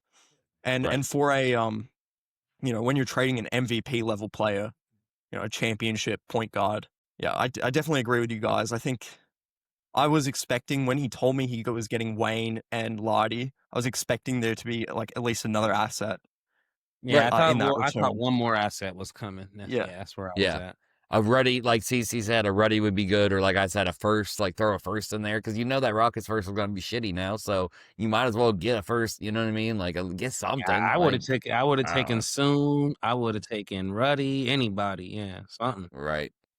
But yeah, it's it's Dan's first rebuild. You live and you learn. And right. I guess it's like trading I'll say this, trading an MVP point guard ain't easy, because I tried to trade Musa and the majority of people were telling me no. Right. Yeah. So no, you're it's right. not, and Musa was 31 and Loki was 30, so it wasn't a big difference. No, you're right. So I don't know. I mean, we'll see. I'll give Dan grace in that. It's like sometimes you're literally battling yourself. Yeah. I mean, but the good news is I think he hit on the Mateo pick. I think that was a good pick. Fu Wang, I'll reserve judgment until after I see another TC. Yeah. Yeah, I need to see him play, and I need to see another TC next year. If he kind of sucks this year and he doesn't go up next year, I'm going to be out on him already. I'll tell you that. Yeah, well, at least he'll have his pick next year. So if he's like in that little 10 to 12 range, drafts, pick somebody or do something. Yeah, Raptors, they should be in that range, but we can move on. Speaking of a pick that Dan has, let's move on to the Dallas Mavericks, where Gage Everard now looks like a point guard. Hey, congratulations on that. Did he go down an inside? He went down in... Great question. Yeah, he went down an inside. Okay. He went down an inside, but he went up 2 in handling. Like, I'll take that trade for a point guard. For sure. Fine. All right. Jose Vidic looks... Ooh. Yeah. Okay. Yeah, Vidic looks good. Interesting. We're a big fan of him now. Maybe a future Nick. Who knows? We'll see. I don't really... Do you guys really kind of understand the Ryan Oregon trade? Or are you guys with me, where you're just kind of like... Does it feel like Kiki... Imagine this team with... I think they don't... I think people are ready to win, so they want to make a winning move. Yeah. But you got... The thing is with with this league is you got to wait for the right move. And it's like, you got to wait for the right, it's like you get one or two chances to make that one move that might set your team. And it's like, right. Is it really Ryan Organ right now? And it's like, probably not. You're not at that level. I would have either traded for someone in that 25 range or drafted still. It feels like Kiki trading for Lee Deng. You know what I mean? Yeah, exactly. That's same. exactly what I was going to say. They're both 29 too. So right. Yeah. No, I don't. Yeah. I would do those trades for the 25-year-old versions of those players, but not for the 29-year-old ones. Right. Yeah, like I traded for Norris because he was 26. Right. And you gave up a poo-poo platter. Well. Shut up. But yeah, it was not a poo-poo platter at the time. But with Dallas, like we don't know how Gage Everard's going to do at point guard. We don't know how he's going to do it. Like they don't have a small forward that I feel like is like Kobe Osborne is ready to win. Sammy Mellis is ready to win. Other than that, like I don't like. Is their team? I like Brennan Teague long term for sure, but like this year, you know what I mean? Right. I mean, they have a small forward, Ryan Organ. Is Organ a forward? I thought he was a shooting guard. He can play small forward.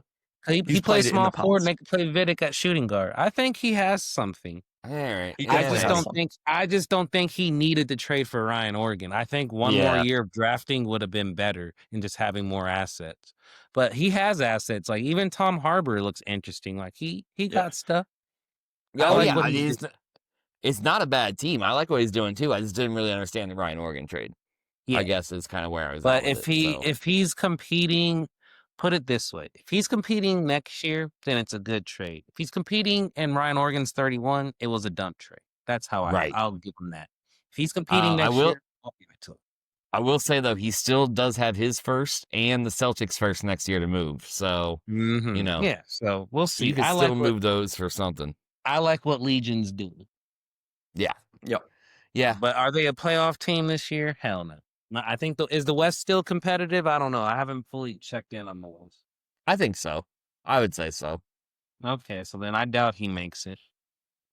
I mean, no one. Because if Dewey was like the last seed, when the Warriors were a pretty good team, so that's still pretty deep. So I don't think he could make it. Minnesota might fall out. I think that Bennett guy's too good for them to fall out. Luka we'll talk about them more in a minute. Him and Luka are good enough to carry, Yeah. Yeah. I think I like what that seasoned vet. I like what Dallas is doing though. I'm a big fan. They hit on their pick. And even Tom like Harbor looks decent. Long term, Teed can replace Oregon or something. So like even if I can see why he made the move. I actually do see it now. I just wish Oregon was 27 or something, but it's fine.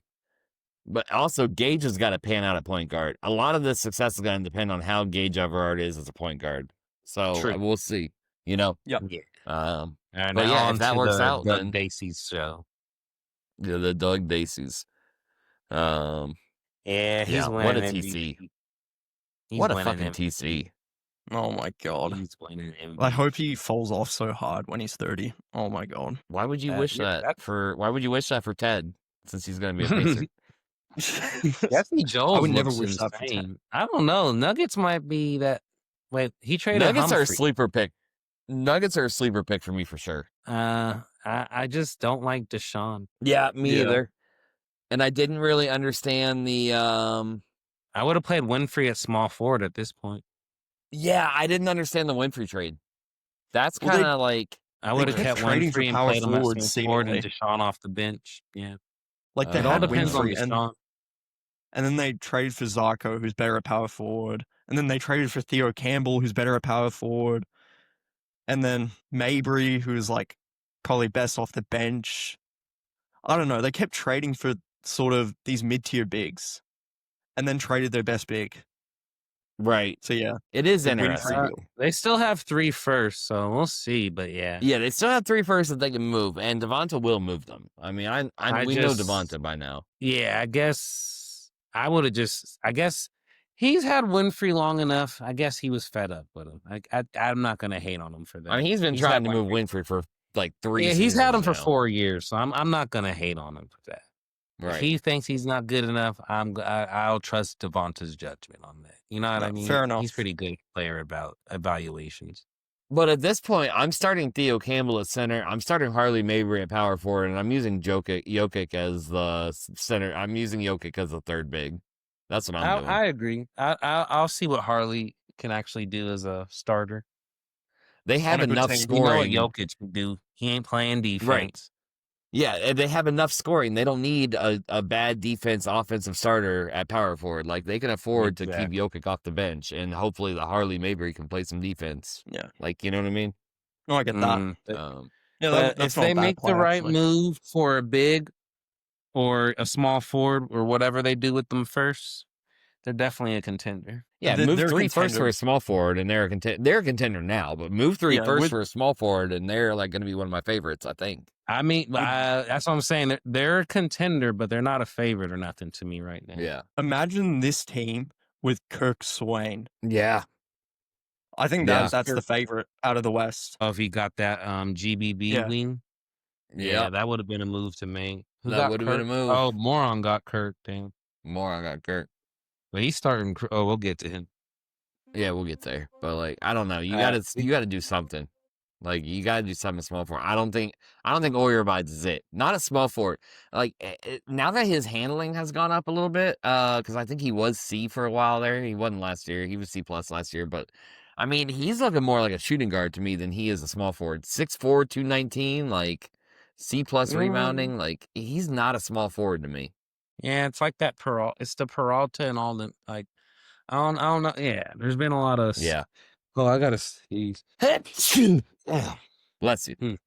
Thank you. But yeah, there's been an influx of short wings. So yeah, Oregon's won a title, so it's kind of been debunked for now.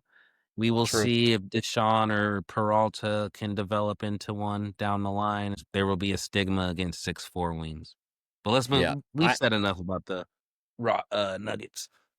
All right, let's move on to the Rockets, who, I mean, obviously made their big move in the offseason. We forgot, what seed do we think the Nuggets would be? That's the one. Oh, okay, yeah. Nuggets, I mean, I like the Nuggets as like a 3 or 4 right now, to be honest with you. Same. I think they're like right there. I think they would be a 4, because I think I have the Rockets and Spurs above them as of now. Okay, yeah. You're right. They're all in the Midwest. They're all in the fucking Midwest. Yeah. God, I hate being in the fucking Midwest. Midwest is a fucking gauntlet. God, man. The Midwest on my worst enemy. Do you agree, Wick, or what do you think they're going to be? Yeah, 3 or 4 sounds right, because then you got to remember the Spurs exist. You know, the Rockets exist in that division. Right. You know, I don't think they're probably at that level, but they could make a trade mid-season and get there. If they make a trade mid-season, they could easily. I don't know. I still maybe would put them at a 3 seed, but I would like their finals chances better. So you being interrupted again, Mike.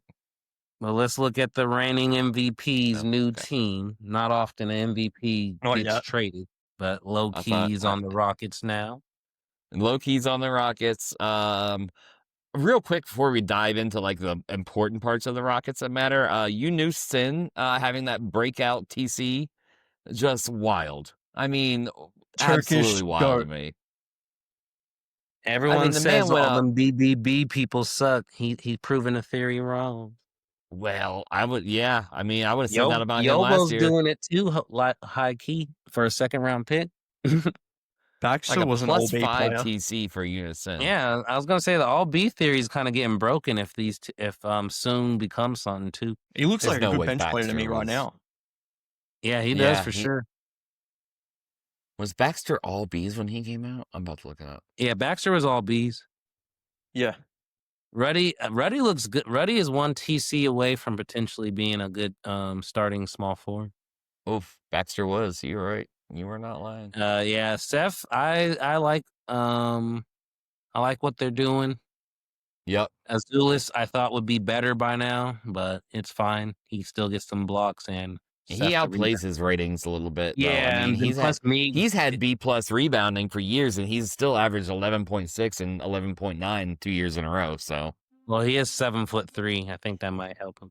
That does help, yes. But What did yeah. he do? He went up in handling. Pagonis did this offseason. I mean, so fine. Yeah, I could see a world where Seth is a better team than the Spurs because Loki's I better than could Omar. too. So I wouldn't be surprised. I don't love think I give- Anstead going down in handling and rebound and handling and outside handling and inside. Oh, Anstead Yeah. don't look the same. Ooh, he I looking know. Keon Bilby. He was like. B+ inside before, and I think he still averaged like 20 on one of those bad Celtics teams. I think you're right. Yeah. He did do that. So I don't think he'll but do too much. Yeah, I He think I doesn't- give the Spurs the slight edge still because of the depth Yeah. that the Spurs have built. And I think what's wrong with the Rockets' big man depth is their weakness. Yeah. Right now. Yeah. Like Tory Modes is my type of big, but that's like a 4th or 5th big. He ain't. I mean, the good news is they can use that first that they should have given to Toronto to help find a big man. So yeah, I also don't like either of the Rockets' backup point guards. yeah, I would agree with that.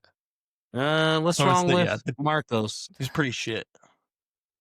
Like I Is wouldn't he? want him I don't know, he's- starting. I mean, No, but most people are gonna lose if their starting point guard goes down. There's not often you yeah, have if a Loki Camilo- goes down, they're fucked anyway. If So it that- doesn't there's not matter who they have. often you have a Camilo Sands coming off the bench like I did. You know what I mean? That's a luxury. Yeah, I'd prefer Stefan Lorenz though. I think over Oh yeah, Marco. I mean, Lorenz is a trust me. starter on most teams. I looked around the league at backup point guards. The best backup point guard is like Omar Gint and Stefan. Purcell Rolls and people like that. They're not stars. Yeah. They're not starting and winning you anything.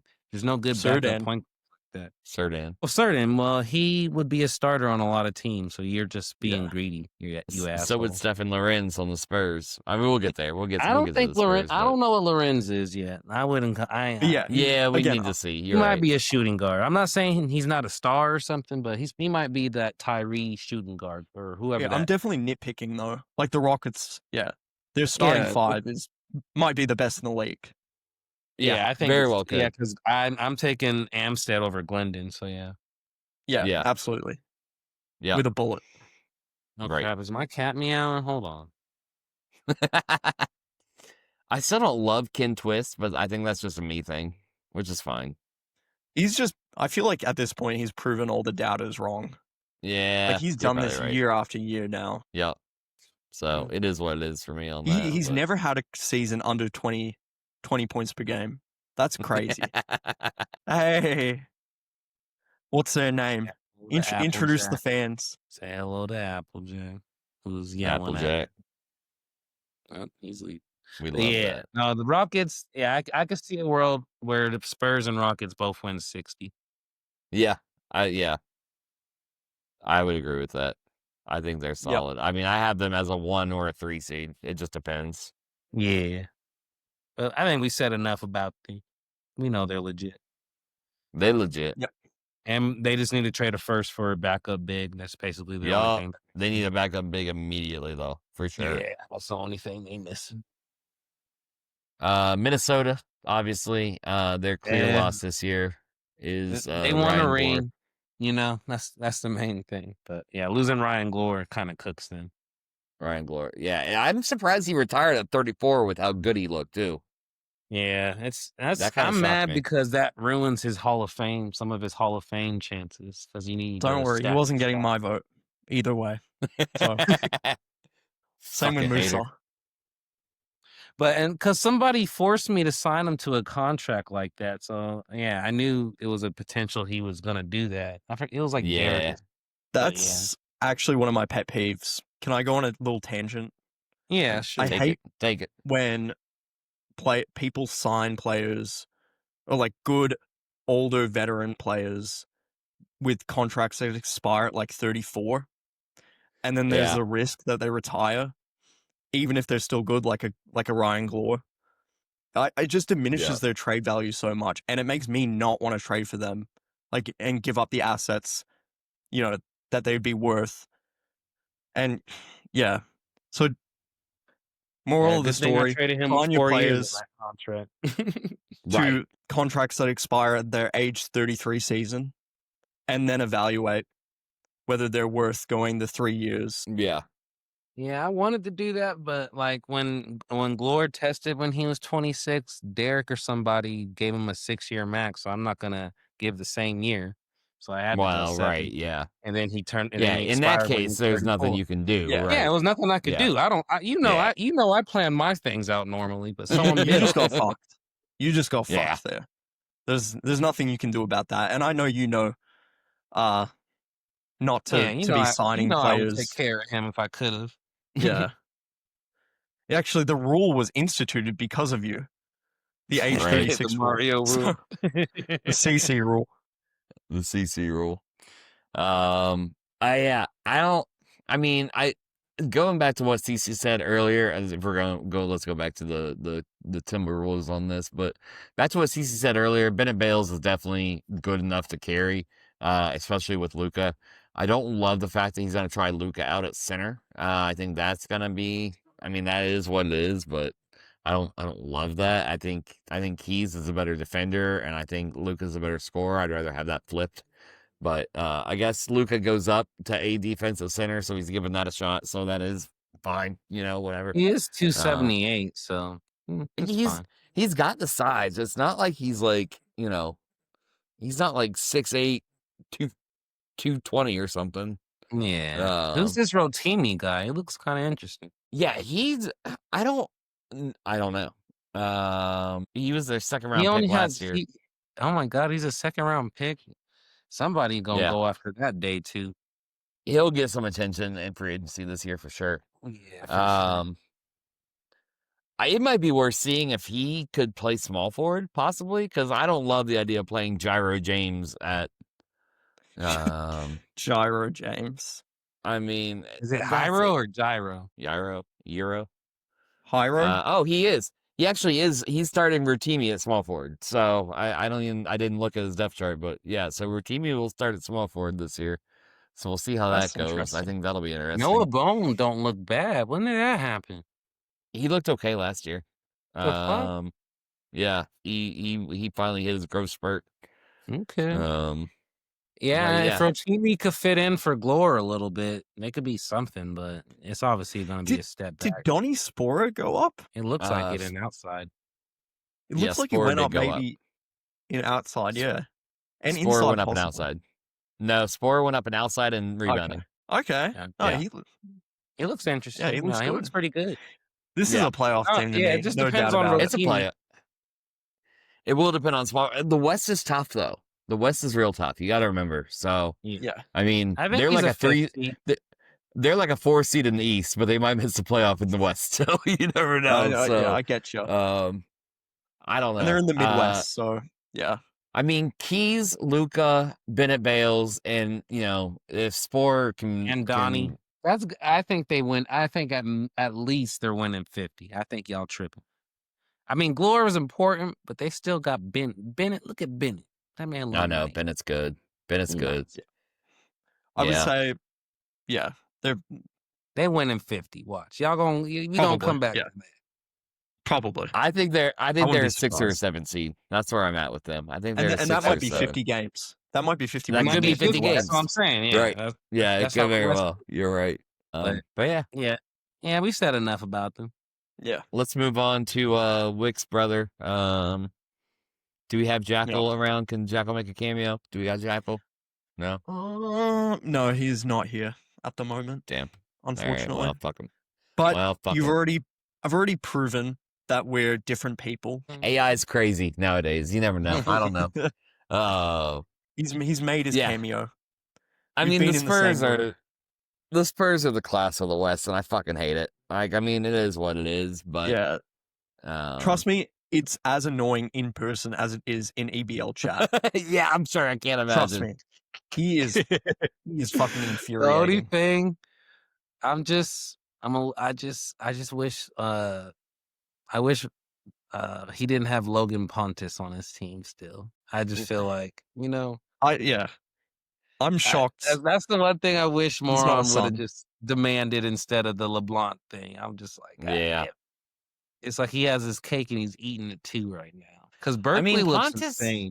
Berkeley might be didn't play great last year though. You got to remember that. Like he shot 42%. But you don't need to play great next to Marv Comment though.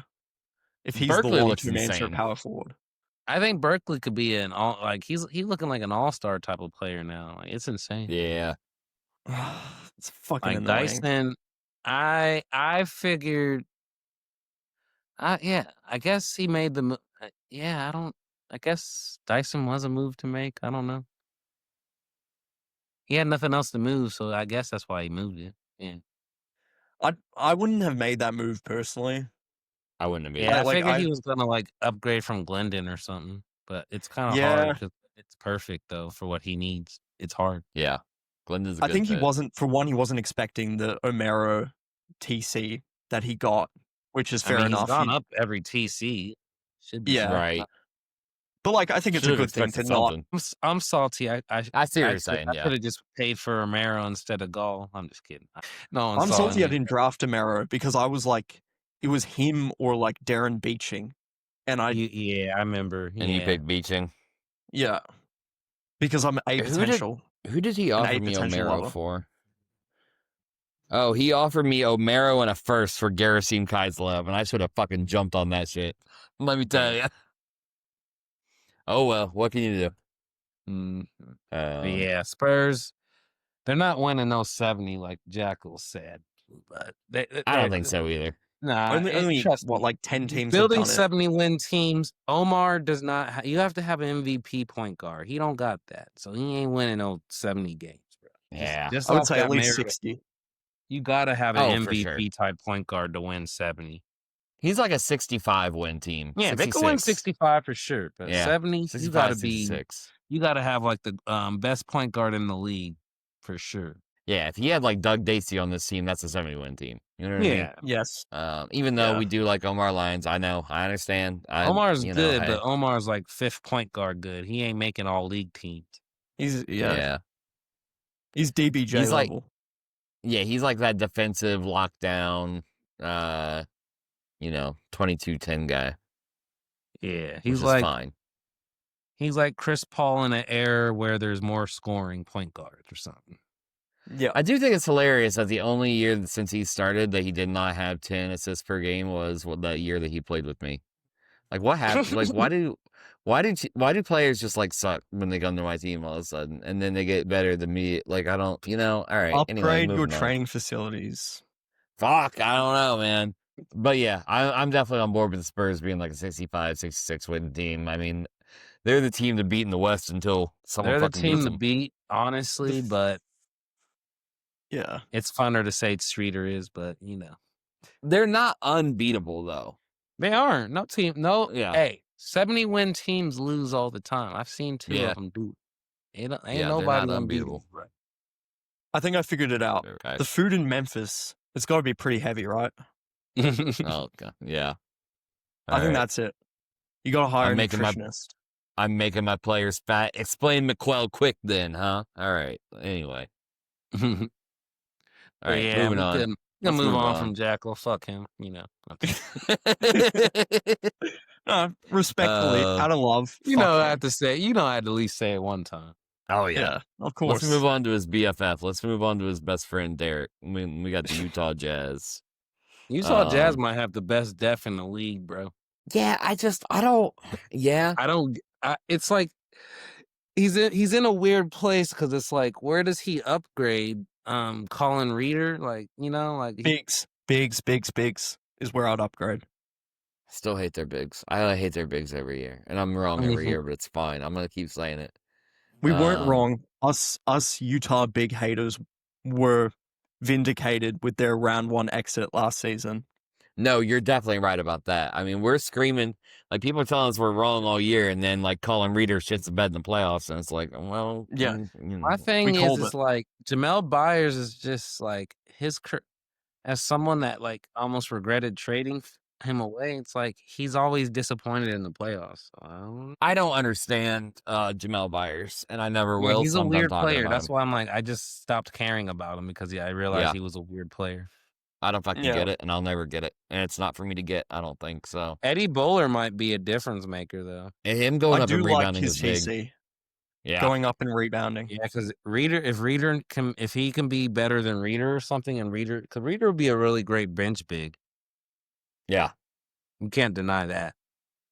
Can we please point out how much FBB hates Jamel Byers? Always. And he's always below everyone. And Johnston over him. Like, that's crazy. Johnston was ranked over Ken Bilby. They always loved him. He was ranked over Curlin as well. Handling bigs are always loved by FBB. I was going to say, how much FBB loves handling because of the way they value MVPs with assists. So, yeah, they're going to rank the handling bigs better than everybody else. Always. Yeah. Even if they're not good. Surprise me. I mean, CC and I have 100+ years of history of seeing these handling bigs that are dog shit be listed above everybody else on the stats site. I mean, it goes back a long way. Coming into the league, when I joined, I inherited a team with Drake Price, if you remember the name. I remember him. Vaguely. He had B rebounding or something crazy. Yeah. And B+ handling, and he was he did not have the stats for it, but he was first team every season. Yeah. Yeah, he was a good but flawed player for sure. Fucking Oscar Cuddy was all league 2 years ago because he averaged 6 assists a game at small forward. You know what I mean? Cuddy's had a weird career. Fuck him. He's Theo Johnston, did he ever have... He had 1 year where he was 14, 6, and 12. 14.6 points per game and 12 rebounds per game. I think he had a year. Inside that year or something, maybe. I don't know. That would make sense. I don't know. Fuck. But yeah, I like Utah. I mean, they're going to be the same team they were last year. What'd they do? They added Mateo Zaragoza, and I think that's it. I think that's all they really did. I mean, the Bowler TC will help. I don't like Oscar at this point. I don't know. I would have tried that. Starting? Yeah, he's still starting Oscar. I would. Yeah, I don't know. My thing is they have great depth, but it's it don't matter. They have great depth, and it seems like their depth is better than it is because their depth is almost as good as their starters because a lot of their starters aren't that great. Yeah, I mean, that's my issue. Is you have a bunch of fifth and sixth best players on this team.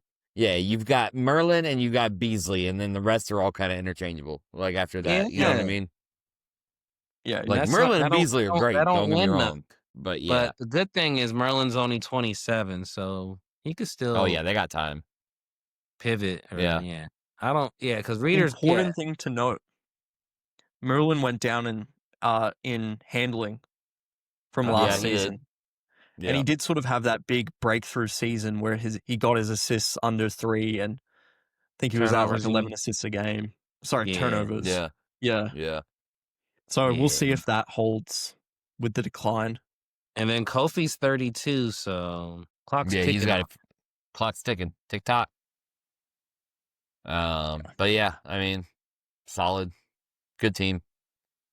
I don't think they're winning anything. No, they'll be another 4 to 6 seed, 5, 6, 4 to 6, somewhere around there, right? Yeah. I think they'll be 5 or 6 for sure. I don't think they'll be top 4 this year. Because of the Merlin thing, that kind of spooked me a little. Yeah. If he plays as well, then maybe. But if he doesn't, then depends on Merlin if he's playing an MVP type point guard again. Right. All right. Time for good old Tyler's team. Yeah. I fucking hate this team. I mean, I don't know what I'm doing. I was saying to someone else. I felt like I built a really good playoff contender, and that's it. You know what I mean? It's I don't know. I feel like a ref should have been a bigger deal on my team than he's been. I feel like Musa never really moved the scales for me that much either, and now Wicks has gone down in training camp. I don't know. It is what it is. I don't even know who I'm starting this year. I don't even know what I'm doing. I haven't even put it to the depth chart yet because Fuck. I'm sorry about Jude, my brother. Oh, I mean, he only went down 1 in defense. I don't need his fucking defense to be B- anyway. Like, his defense is barely, everything else is the same. He'll still score, which is Miles all I Shaft fucking with need him to do.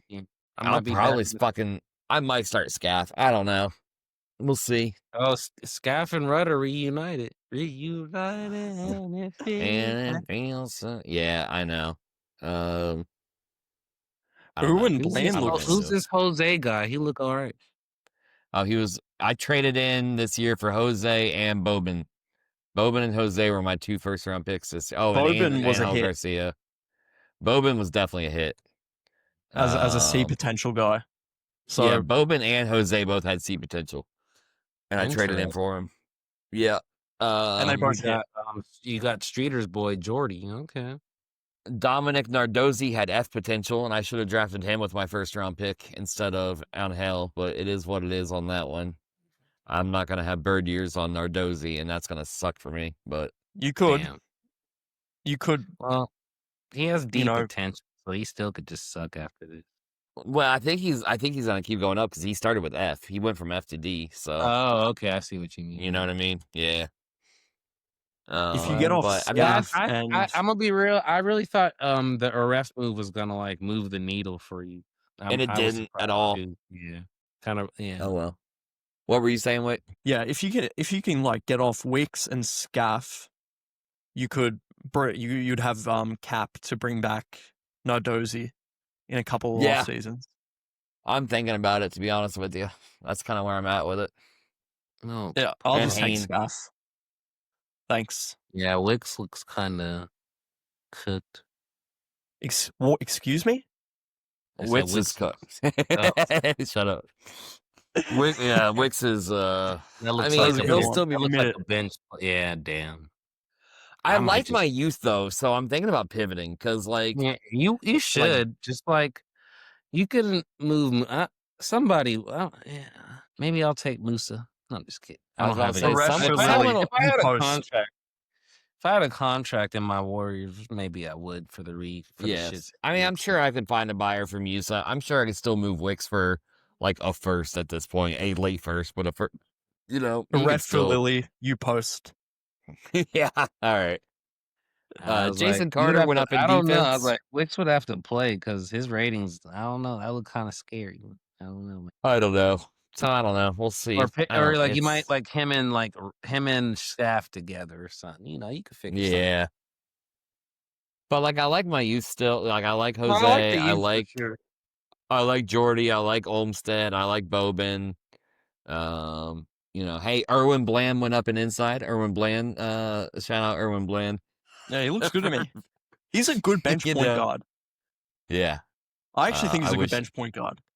I wish he would have gone up and outside instead of inside, whatever. I wish he had outside, then he could be my point guard. If he had an outside game, he'd be a starter. If he goes up to B+ at any point, I'll be ecstatic. I mean, I got Erwin Bland for like literally nothing, so if I get anything out of him, I will be thrilled. But yeah, and this team is what it is. I mean, I don't love it, so yeah, we'll see. Knowing you, it won't be the same team by Sim 7. You will or be Sim correct. 2. Shut up, Wick. You're not wrong. Shut up. Oh, all right. Let's move on to the Warriors. Warriors who made a deal with me. They got Oscar Cuddy this offseason. That was their kind of big move. The rest of the rest of the team's kind of the same. Where are we at with the Warriors? How do we feel about them? Probably the 2 seed, but they're not really the second best team. Okay. Yeah, seriously. I know. Yeah. It's kind of how I would have the Suns over them. I might put the Suns over them as well. Although I don't like what's his name? Kruger. I was like, Kruger's starting. You know how I feel about but knowing Morin, he's not gonna keep that. He's gonna make a move. But remember, the Warriors took off when they traded for Ratliff. They were winning like crazy. So you're right. Yeah. It's not like they were a borderline. They were actually good. But my thing is Jimmy looks awful on offense. Oh, Jimmy's cooked. Yeah, Ratliff also went down. I think outside. I would start Cuddy over Ratliff at this point. He's only playing Cuddy at backup power forward and backup small forward. That's the only two places he's playing Cuddy, which is interesting to me. For the price he paid, he should be starting Cuddy. I mean, like if he's playing Alec Mest. He's playing Alec Mest at backup point guard over Cuddy. Like, what are we doing? I think that's a great move. Fuck off. I knew as soon as it came out of my mouth. I knew as soon as I said it. Alec Mest playing is. You will be reunited in New York with me. Ellenwood. I didn't realize Ellenwood went down again. He's down to B inside. Yikes. Yeah. Yeah. Jimmy, that's what I'm saying. He's cooked offensively. Yeah. Might as well play Andre Glore. I'm just kidding. Omar Oskin is definitely done now. If he wasn't done last year, he's definitely done now. Why is Omar still around? What the fuck? Yeah, he should have been retired. Fuck that piece of shit. I hate him. Why is Andre Glore still around? Like, why do they have two Udonis Haslams on this team? He's got Andre Glore and Omar Oskin. Yeah. I mean, they should both be, retired and on the coaching staff. He's got Camilo Sands as his backup shooting guard. Yeah, I mean, Dewey's def is borderline terrible. But I thought that's why he traded for Cuddy. He's not using Cuddy. And like, what are we doing? Is it borderline? I didn't want to fully disrespect Camilo Sands as a title winner with me, but yeah, that bench is ass, bro. Like, Cuddy should be back up 4 through 1. Like, he should be back up power forward, small forward, shooting guard, playing point guard. 30 minutes. Yeah, I get playing. Right. Yeah, because there's no reason Blanchard at backup center or something. Yeah, that's all. Yeah, Blanchard as backup center would be fine. There is no reason fucking Camilo Sands should be getting minutes over Oscar Cuddy at this point. You know what I mean? Like, yeah, at this point. I don't know. How do we feel about Dak's career at this point? Wasted. I mean, but I feel like he's been overrated at this point. Maybe that. What's his like? You know what I'm saying? Like, what's his highlight? All league second team one time. He has not lived up to the hype to me. I don't know if he's ever had a team to really like. I don't know. So he's had some good seasons. Dak, he's not a Hall of Fame type of player as of now. He won't be if he doesn't win a title. He's got to win a title. Probably needs an MVP as well. Yeah. Which could happen, but I don't think will happen in Golden State. And I don't think Dewey's going to trade him either. So, boy, I did not realize how bad Ratliff went down. At least have an MVP on his mark. So for him to be 29 now and not have one, I'm a little disappointed in Dak's career. Ratliff went down in outside and defense. Damn. Yeah, I don't know, man. He's not looking as good. Actually, the more we're talking about the Warriors, the less I'm like, I might have to put more on over them. I'm sorry, I can't. Yeah, they're like Warriors are like a 6 or 7 seed for me again. You know? Yeah, they're borderline. I don't that TC was pretty bad. That's why. Like Jimmy went down, Ratliff went down. He already didn't have depth. He already deals with injuries. So one injury and it's poof. Yeah. So I see them as a 6 through 8 seed. But we've talked about them enough at this point. Clippers? Yeah, because it's 11:50. Yeah. As long as I get to we got okay, we can finish this. Nash Lemke. Nash Lemke looks great. Let me see. That's a good draft pick. That's the only player I think worthy of our time. Home run draft pick, drafting Nash Lemke. I mean, just really crushed that one. Nash Lemke was the best. Him or Buff were the clear 1-2. So I'm not surprised. Yeah, I love Lemke. Yeah, me I'm too. with you on that one. I offered him Penko for Ito. He told me no. So there's that. Ito does not look the same. Ito went down 2 or 3. He looks awful. Yeah. Jarrett Dwy, he's mid at this point. Are you gonna say Erwin Freeborn, Wick? Oh yeah, that was really disappointing. I feel bad for what happened to GM. Aaron? What happened to him? Who? He looking like Connor Sizemore. What the fuck? Freeborn? Yeah, Freeborn. Yeah, what happened? He went down and outside. He was supposed to go up. He went down and outside, and that was the only thing he did. Yeah, I feel bad for Guillaume. He he was hoping that Freeborn would be a guy to build around, and and that's sort of completely in He question still now. could be. He still Nah. could be. He could be, but it was looking. But he's got to have that second. He's got to have a bounce back TC next year for sure. Yeah, absolutely. His third TC will be make or break in that regard. He looking Demetrius Benny like, and you do not want to go looking or Demetrius Connor Benny Sizemore. like. He's not Connor Sizemore because he can actually score, but yeah. I kind of want to trade for Bipu. Sadama. I like him, and I don't know why. I think Is it because he's a skinny big? And I think still it's because he's 7'5", 200 pounds. Yeah, that's skinny as fuck. Stick. It is. It would be like anemic level skinny. That's wildly skinny. This is a bottom 3 team for sure. Oh yeah, Clippers are not winning anything. I mean, but Guillaume knows that. Like, there's no delusion there. He's got his pick for the next 3 years. He's got some bottom tier picks this year. He's got the Knicks, Suns, and Jazz, which is not great, but at least he's got his for the next 3 years. So you could probably package the Knicks, Suns, and Jazz together to move up, and that might be your best bet rather than taking 3 bottom dwelling picks. You know, Eldridge contract already. Yeah. The one thing I've noticed with Guillaume, he's been GMing for 20 plus seasons now. He's extremely patient. He's gonna play the long game with this rebuild, and I wouldn't be surprised in 5 seasons that he's built a really, really strong young team. Oh yeah, I wouldn't either. I think he's a solid GM. So yeah. So it's looking a bit barren now, but I think he'll turn it around. Speaking of barren, we're on to the Lakers. And yeah, speaking of a situation that I don't think will turn around anytime soon. Well, the Lakers. It turns out that you do actually have to try to do something if you want to. No, wait, how do we feel about this Anatis Maxilos? I've liked him for years now. I've tried to get him. You can ask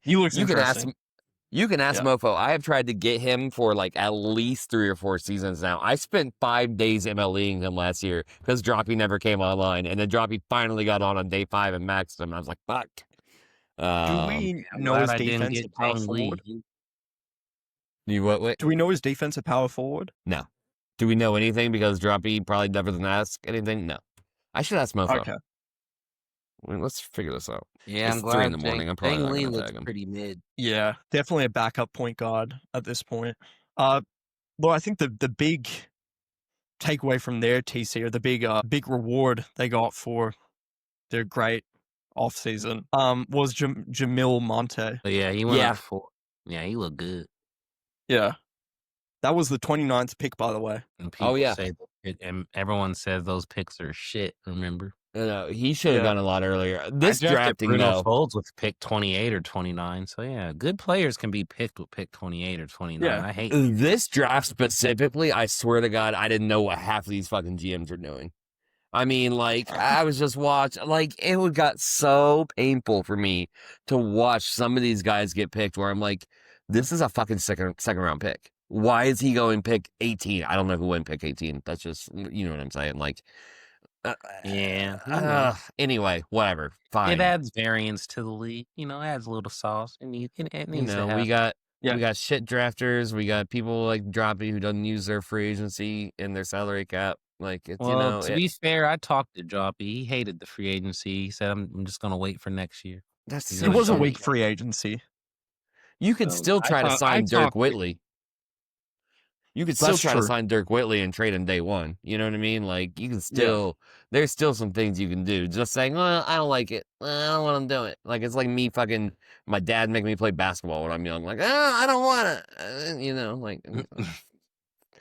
to. Grow up. Eat your Wheaties. Use your salary cap. All right, anyway. Sign some people with 1-year maxes. Fuck, I don't know. Do something. Do anything. It's poking the dead body in the river with a stick. Hey, you dead? Hey, you there? Whatever. It is what it is. Would you say a bad move, though, is better than no move? Well, no. I mean fucking signing Kelvin Simpson to a 2-year max. Contract. That's a bad move. Signing Kelvin Simpson to a 2-year max, that was a bad move. Exactly. So, yes, doing nothing is But you can still sign some of these guys to 1-year maxes and on day 1. I agree with you on that, but I don't want to hear it. It's not the end of the world. It could be. What if? No, you're right. Like most of the time, the are just bench people. But yeah, let's see this let's new move on to Morton Moron's led team. Oh, he has no more assets. Damn. He's tapped out. That's why he was trying to get something for Caleb Bale that he shouldn't have gotten, but it is what it is. He has a Grizzlies second round pick. That could be, the 52nd pick in the draft. It very well could in a couple be. of years.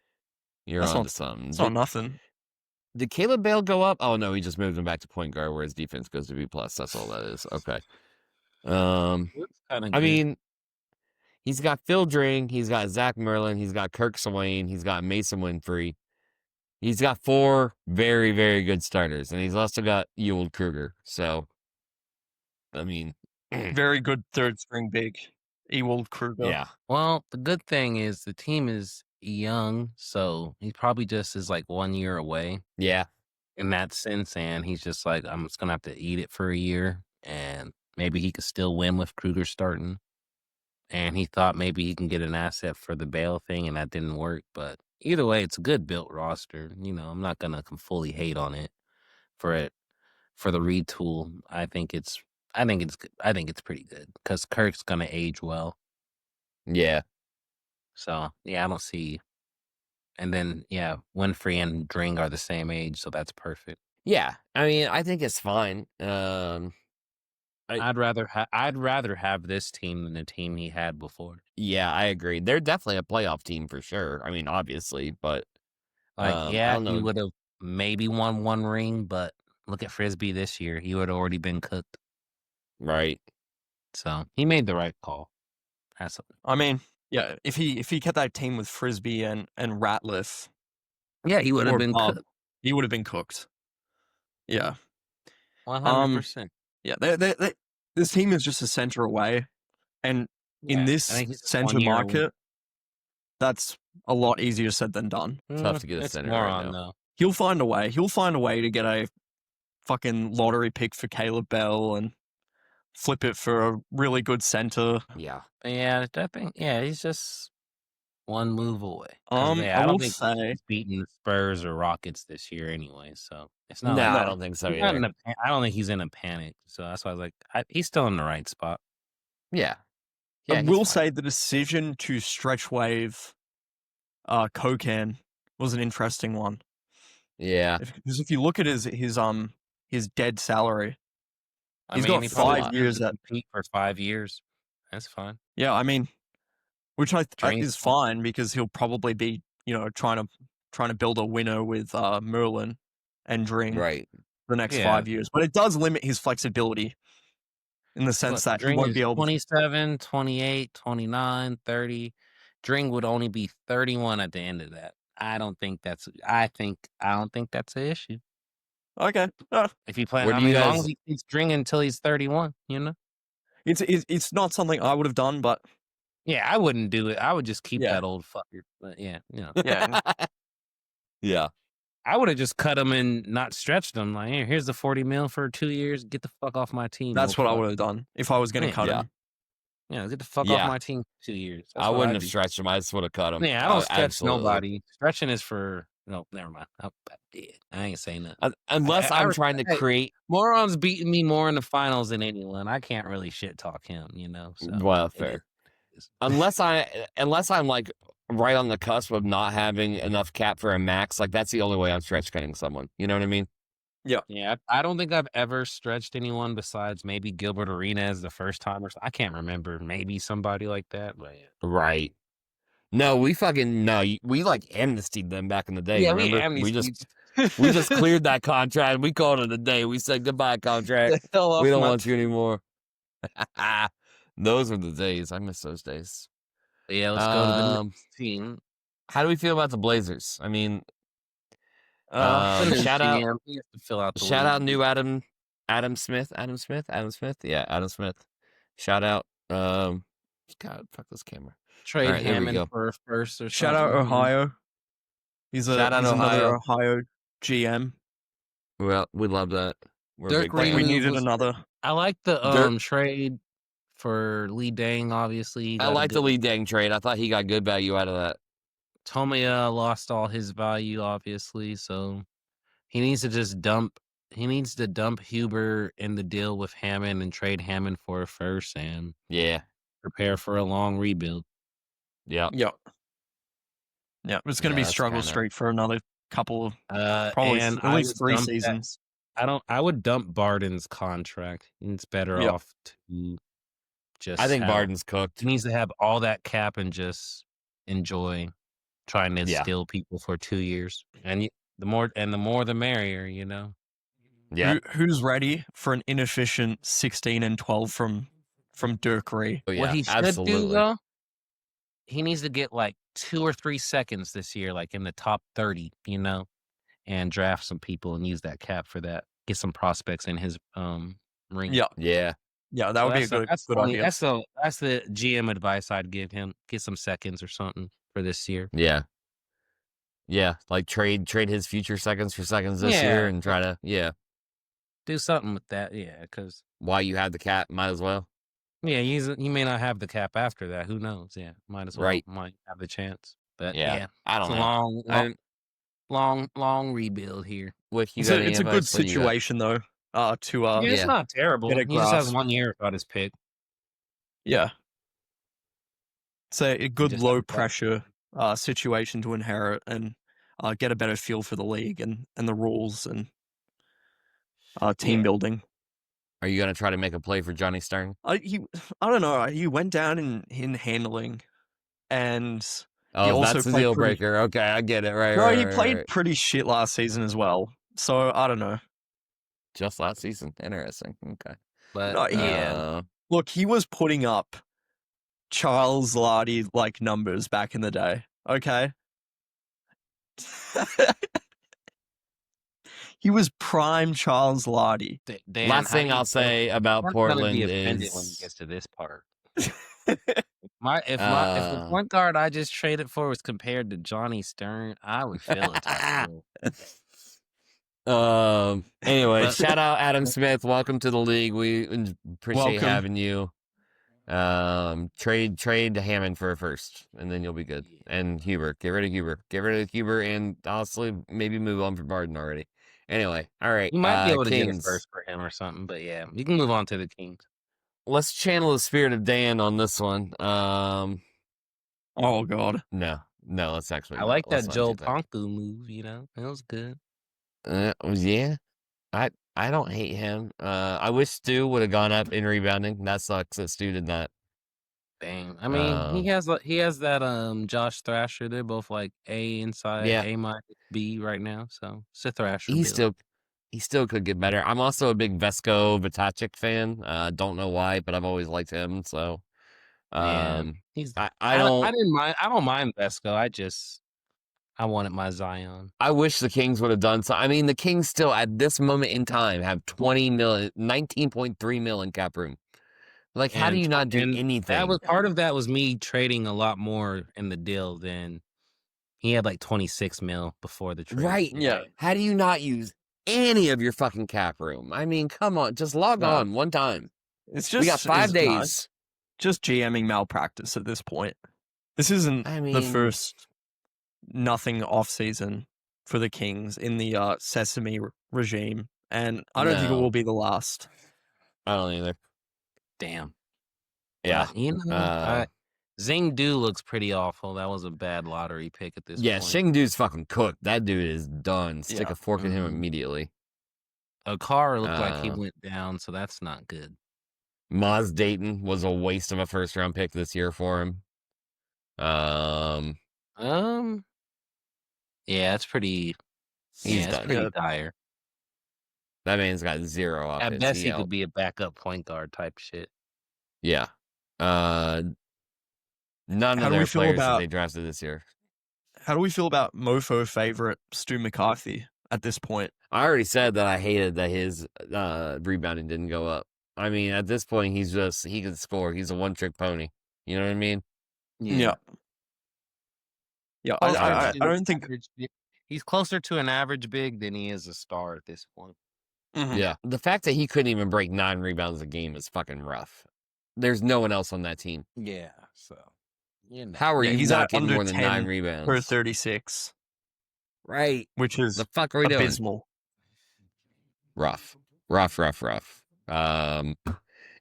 They need to do a lot, and they're not doing it, and that's going to be a problem. We're going to have the same conversation about them every offseason at this point, I think. So, till Susby gets a little more active, until this shit gets turned around, the Kings are who we thought they were. And that's ass. Fucking ass. All right, let's Thunder. Wrap it up with GBB.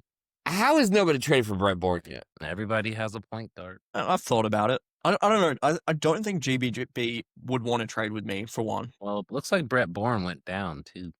And he also went down, which is a consideration. He used to be B+ inside, I feel like. Oh, did it? And A+ defense, but that matters a little less. Yeah, he was B+, A-, A+, A+ last year. He went down a lot. Ooh, Bill Cedeno. I'm glad I didn't get him. Yeah, he's toast. He's done. Halil Pulling out Uvez for looks Buffalo good. Bill. Halil Uvez, I think that was a good first round pick. Good job on that pick. I like him a lot. Yeah, Halil. He needs to get that outside up. But if he gets that outside up, I love him even more. Aaron Bland build right now. That was I was about to say he looks like a little mini Bland.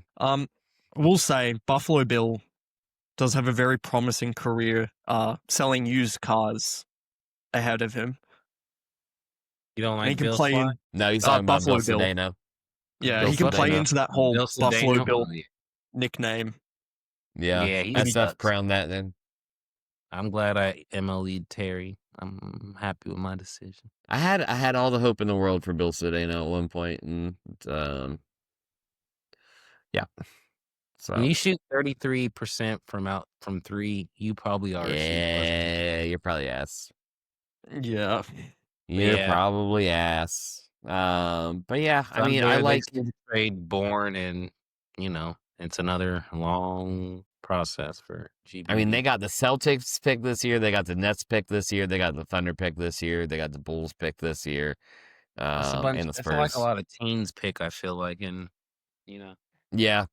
I think that Celtics first was primed to be better at the time, but H-Dog has shown no regards to keeping his own pick and just trading it for a different player every year. So that pick's actually got a little better. That's why I don't know why people keep trading for his pick. Eventually, his team's just going to be a middling playoff team. And that's what they are, I think, right now, especially in that I think they're a East. playoff team right now. Yeah. Yeah. Exactly. But I think GBB's doing a good job with this rebuild so far. Great pick, or pick 15 or whatever is still a great pick if he's like the 8th seed. It's not that bad, but everyone acting like, ooh, I'm getting a top 8 pick or something. Like, it ain't going to be not. It has lottery upside, but it's not a guaranteed lottery pick. Yeah. But I think GBB's doing a good job with this rebuild so far. He'll have cap room next year. If he unloads Bourne, he'll be real solid here.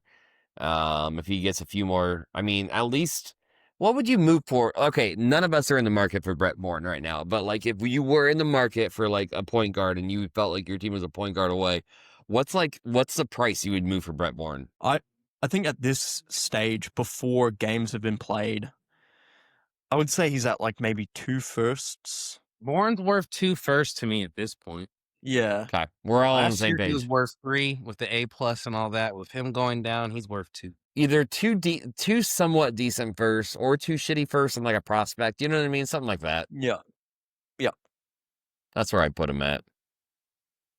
Yeah. If he comes out, first couple sims has, putting up big numbers, could still go up looks a like little. Brett Bourne. Yeah. Yeah. Yeah. But yeah, he's also 32, and that sort of caps his value at probably 2. Right. I mean, there's just not many people in the win it all mode. That's the issue. That is an issue for sure. Everyone's kind of.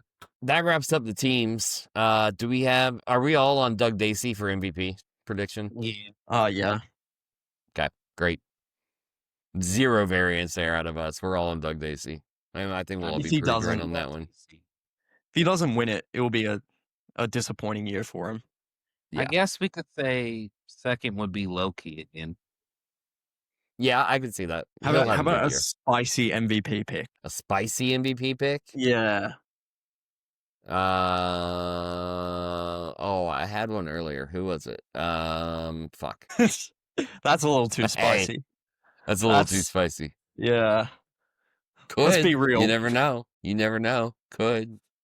Who's the spicy MVP pick? I want to hear it now. I'm trying to think of mine. I don't actually have one in mind. No, I mean, Holloman could. I don't know if that's super spicy. Or blaze trees, because we blazing trees.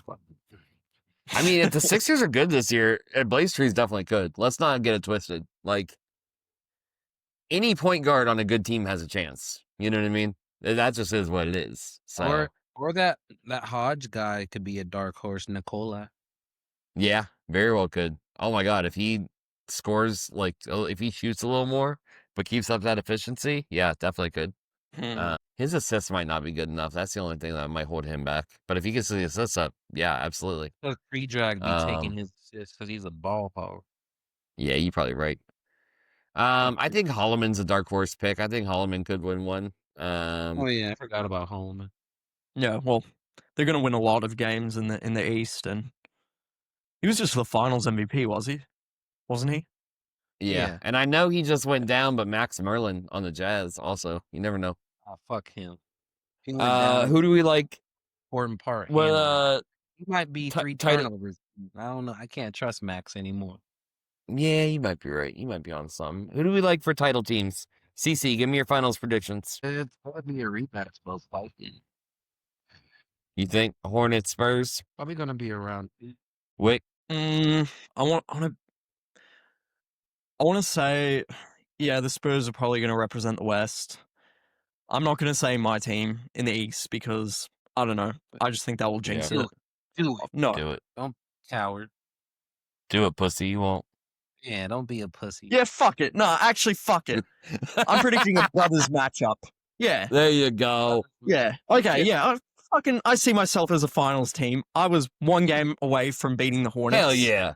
Yeah. You tell him. that in. Okay. Yeah, that's my prediction. And of course, I think Jackal would win because he's built a great team. That's my prediction. Give me Rockets Hornets. I'm on it. Wow, predicting against the brothers. Yeah. I see how it is. You know, I gotta go with my boy Seth, you know. I like we all pick different ones. It makes it a little different. My dark horse, because I do a dark horse finals pick every year. Give me Nuggets versus Sixers as my dark horse. Give me Heat. I'm just kidding. I'm just kidding. Heat Grizzlies, let's ride, baby. I don't think this is the dark horse here, to be honest with you. I feel like you might be right. I feel like there's like 4 teams that could win it. The four we put, maybe the Nuggets if they make a move. Since the Suns don't have a move in them this year, like I don't see many teams. Yeah, you're right. Okay, I'm gonna go crazy with my dark horse. Okay. Picks. I'm gonna go Dallas. Oh, Dallas representing the Midwest, and this is because, yeah, I know it's a fucking dark horse, spicy pick. All right, Oregon at small forward, you got those bigs, and Gage takes the leap as a great point guard in year 2. That's what we're relying on, and that Jose guy as shooting guard. Probably need another move too, but I actually like that team a lot. Mavs versus 76ers. 76ers make another move, and Blaze takes the leap as well. I think Blaze will have a big year. I think it'll be better for sure. If 76ers get a shooting guard, all bets are off. I'm just ready for the Homer redemption cycle. There you go. I'm ready to blow it all up again. All right. All right, boys. It's been fun. It's been real. It's also been 2.5 hours, so it is time to call this. Hey, thanks everyone for listening. Thanks for joining, Wick, CC. It's been a pleasure. Thank you for being here. Thank you for taking the time. Thanks for doing this bullshit for 2.5 hours. What a good time. I mean, what better way to spend fucking Monday night than talking fictional basketball for 2.5 hours? I can't imagine it. No, there isn't any other better way. No. I could think of a few better things, but some things, it died off tonight, so I had, Kiki's doing that now. Kiki's living the better life now. Kiki got his. Right. Good for Kiki. Yeah. We let the Pray young for get that the body pillow, but Do you think if he brings a girl back, he hides the body pillow? Like, does he like stuff it in the closet? You know what I mean? The girl is the body pillow. They're the same thing. Use it as like What are you talking or about? some shit. You can like, this is my friend. Right. He actually can only finish with a girl if the body pillow is involved. Like the body pillow has to be in between. It has to be a threesome with Shay. It just Yes, has to be. she goes to throw the body pillow off the bed. He goes like, "What are you doing?" Like And starts freaking out, touching the ground and shit. Right. Oh, okay. All right. I'm gonna leave that in the podcast. I think that's gonna stay there. So that'll be a good time. But all right. Thanks. I need to get to bed. I got work in the morning. Thanks everyone. Thanks CC. Thanks Wick. Thanks for everyone who listened. If you made it this far, you're a champion. If you only listen to your team, go fuck yourself. Listen for 2.5 hours. Enjoy this shit. All right. Bye. See ya.